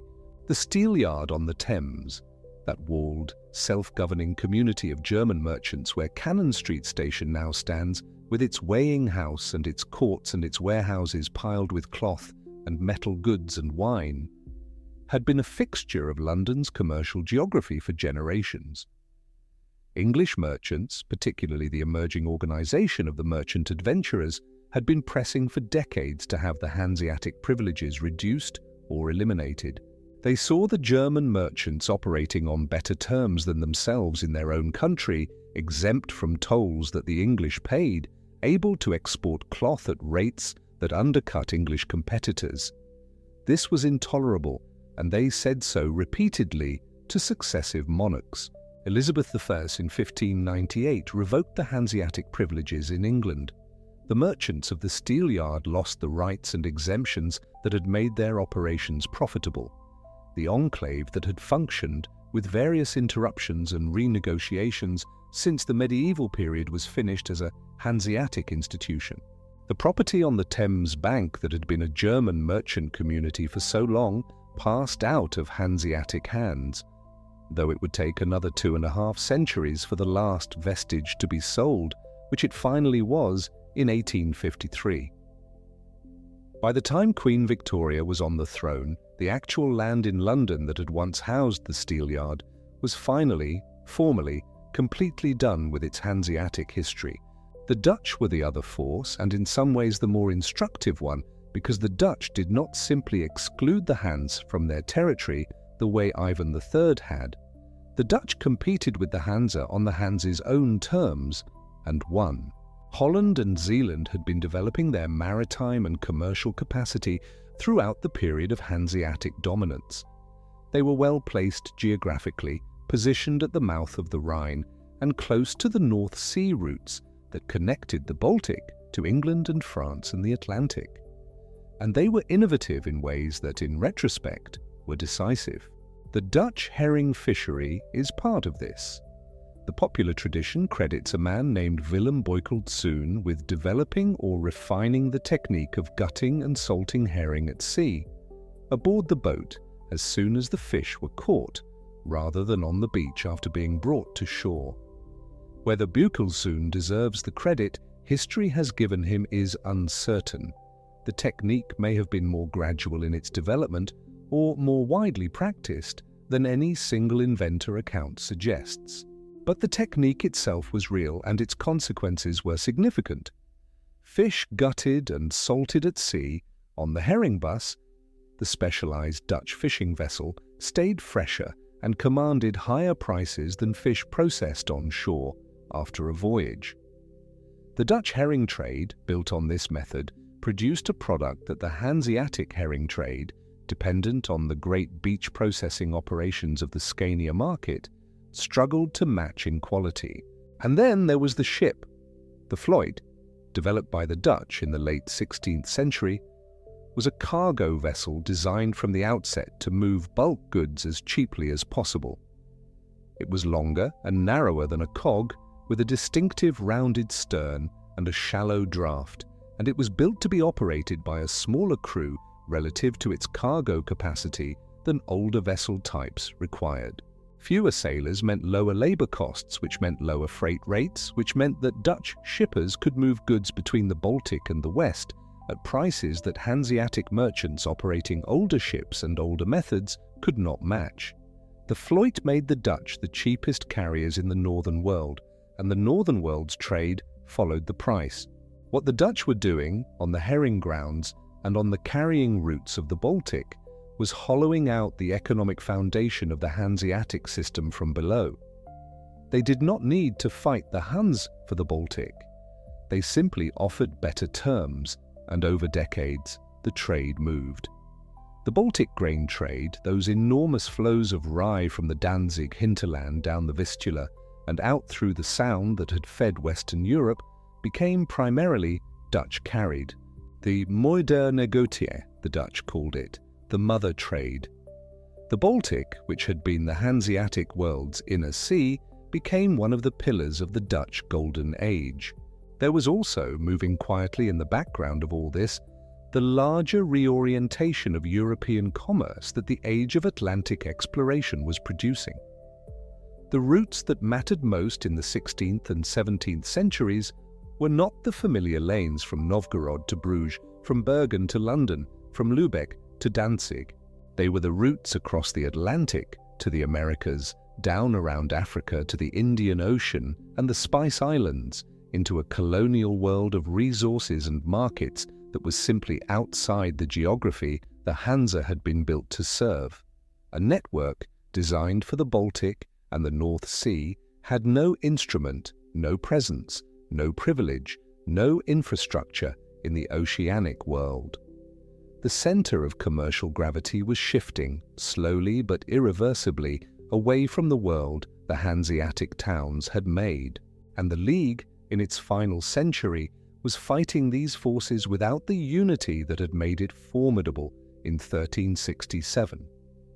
The Confederation of Cologne had worked because enough towns had concluded that the threat from Valdemar IV was a common threat requiring a common response. But as the pressures of the late 16th and early 17th century accumulated, the towns increasingly reached different conclusions about how to respond.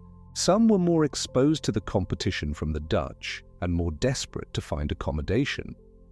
Others were more deeply embedded in the territorial structures of the German princes who ruled the land around them and found their interests drifting toward those princes rather than toward distant Hanseatic partners. Cologne itself had broken with the other towns at various points, pursuing its own relationship with its Rhineland trading connections at the expense of Hanseatic solidarity. There was no authority to compel unity.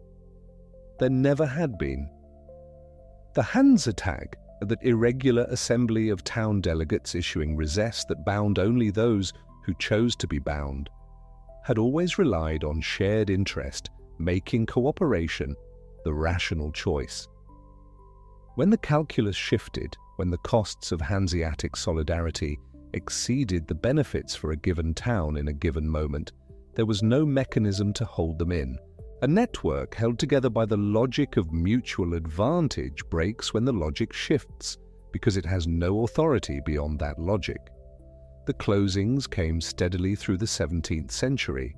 Bruges had already declined as a Hanseatic centre before the formal end, the silting of its harbour gradually reducing the access of large vessels until the trade had drifted toward Antwerp and then beyond Antwerp. The Novgorod Peterhof had been shut since 1494. The London Steelyards privileges had been gone since 1598. What remained was the Bergen Kontor, that ancient wooden wharf on the Norwegian coast, where the stockfish trade had made the Hanse so thoroughly embedded in the local economy that the German presence there outlasted almost everything else. The Bergen Kontor continued into the 18th century, a relic of a system that had otherwise dissolved.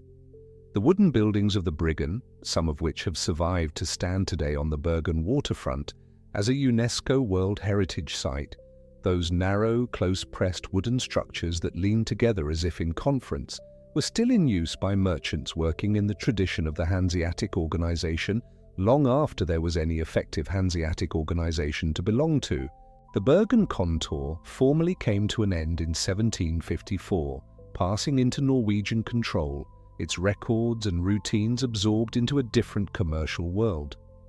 3.5 centuries of the stockfish trade and the last trace of the Kontor system quieted. The last Hanseatic was held in 1669, not in 1500, not in 1600, not in 1650, 1669, which means the League's General Assembly was still convening, still going through the motions of Hanseatic governance, decades after the Steelyard had been stripped of its privileges and the Peterhof had been shut for nearly 2 centuries. But the meeting in 1669 was attended by only a handful of towns. Lübeck was there, as it had always been. Hamburg was there, and Bremen, a few others. The list was not long. There was no dramatic dissolution, no final declaration that the Hanseatic League was ended, no ceremony of closing, no formal surrender of authority that had, in any case, never been formally defined. The assembly met, conducted its business, and then the next meeting simply was not called, or rather it was called, and so few towns responded that it was understood, without anyone needing to state it explicitly, that the era was over. The League had never been formally founded and it was not formally dissolved. It had cohered over time from shared commercial practice and mutual interest, and it dissipated over time as those practices and interests diverged. It went out not with a collapse but with a quieting, and something of it did not go out at all. 3 cities carried the Hanseatic name forward into the modern German state: Lübeck, Hamburg, and Bremen. They are still called, in the formal constitutional language of Germany, the Free and Hanseatic Cities, or, in Bremen's case, the Free Hanseatic City. These are not ceremonial titles attached to museum exhibits. They are, in the German federal structure, designations for city-states, the 2 surviving ones being Hamburg and Bremen, each a federal state in its own right, with the status and representation that comes with that. The name Hanseatic is embedded in their formal constitutional identity. It is not history as decoration, it is history as structure. And the license plates. In Germany, every vehicle carries a plate whose letters identify its home city or district. Hamburg's plates begin with H, Bremen's begin with HB. The H does not stand for Hamburg as you might assume. It stands for Hansestadt, Hanseatic City. Every car that moves through Hamburg traffic, every lorry that pulls onto the motorway at the Hamburg interchange carries on its rear plate a letter that is a direct echo of the merchant network that built the city's wealth and identity across 3 centuries of medieval and early modern commerce. You can stand on a Hamburg street corner this evening and watch the League's name pass you over and over in small white letters on black metal as the traffic flows. And the airline. Germany's flag carrier takes its name from a deliberate act of historical borrowing. Lufthansa. Luft for air. Hansa for the League. The people who named it were choosing an association consciously. reaching back to the idea of a far-reaching commercial network, a convoy moving goods across great distances under a shared identity, and saying that this new aerial enterprise would carry that tradition into a new era. The League's name lifts off from Frankfurt and Munich and Hamburg dozens of times a day, climbing into whether the medieval merchants who coined the word Hansa had no language to describe. So what was it in the end? It was not a country. It issued no passports, levied no general taxes, commanded no territory, appointed no officials with authority over people who had not agreed to accept it. It was not an empire. It conquered nothing, governed no subject populations, and extracted no tribute from defeated peoples. It was not quite an alliance, in the way alliances between sovereign states are understood, because the towns were not sovereign states in the modern sense, and the obligations they undertook toward each other were informal, conditional, revocable. It was a network, a self-organizing commercial network that, for roughly 3 centuries, constituted the largest integrated commercial space in medieval Northern Europe, held together by the shared logic of mutual advantage, enforced by the credible threat of collective exclusion given physical form in 4 foreign enclaves from Novgorod to London, financed by 2 small fish and a white mineral and the bulk goods of the northern world, carried on the broad backs of flat-bottomed wooden ships with square sails and hinged stern rudders. What it proved across those 3 centuries is that you do not need a state to govern trade. You need alignment, and you need a credible enforcement mechanism, and you need infrastructure, and you need enough parties who believe that the benefits of the network exceed the costs of belonging to it and complying with its norms. The Hanse had all of those things for a long time, and it built with them something that no individual city could have built alone, a reach from the birch forests of Russia to the wool warehouses of England, a commercial web so finely woven that the cities inside it were richer for being part of it than any of them could have been outside it. And what it also proved is that the same features that make a stateless network powerful are exactly the features that limit it when the environment changes. The Hanse could not compel its members. It had no treasury to fund a sustained military campaign. It could not enforce uniform commercial policy against the mercantilist states beginning to emerge around it. It had no way to project power into the new oceanic world. It could not adapt fast enough or uniformly enough to the Dutch competition that was underpricing it on its own routes. The absence of a state, which had been the Hanse's great freedom, became its great vulnerability. The thing that made it unstoppable was the same thing that could not save it. Somewhere tonight, at the bottom of the river Weser, the outline of a cog's keel lies in the sediment, not the Bremen Cog, which was raised in 1962 and now rests in a museum, having carried its 800 years of Baltic mud into the dry, temperature-controlled air of the modern world. But somewhere in the sediment of the northern rivers and harbours, the timber of those ships still rests, slowly returning to the earth that the trees were taken from, in forests that were themselves harvested and traded by a network of merchants who recorded the transactions in Middle Low German in ledgers that have mostly also gone to dust. The cogs are returning, the ink is fading, the Schra of Novgorod and the court records of the Steelyard and the recess of 100 Hanseatic meetings have been read by the scholars who needed them, and they rest now in archives, patient as limestone, and the wooden buildings of Briggen lean together on the Bergen waterfront, still.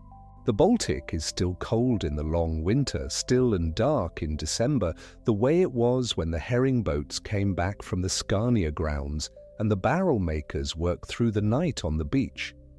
The same water moves through the sound that all those laden cogs moved through, carrying the commerce that sustained a northern world. You can stand on the shore at Lübeck and look out toward the bay, and the Holstentor stands behind you, those 2 round towers in red brick, slightly unequal in height because the ground settled unevenly over the centuries. And the Marienkirche is not far away, with its 2 tall brick spires that the merchants who built them understood would be visible to ships approaching the harbour from the sea. They built for visibility and duration. They expected to last. The network they built lasted 3 centuries, which in the long account of human commercial organization is a notable span.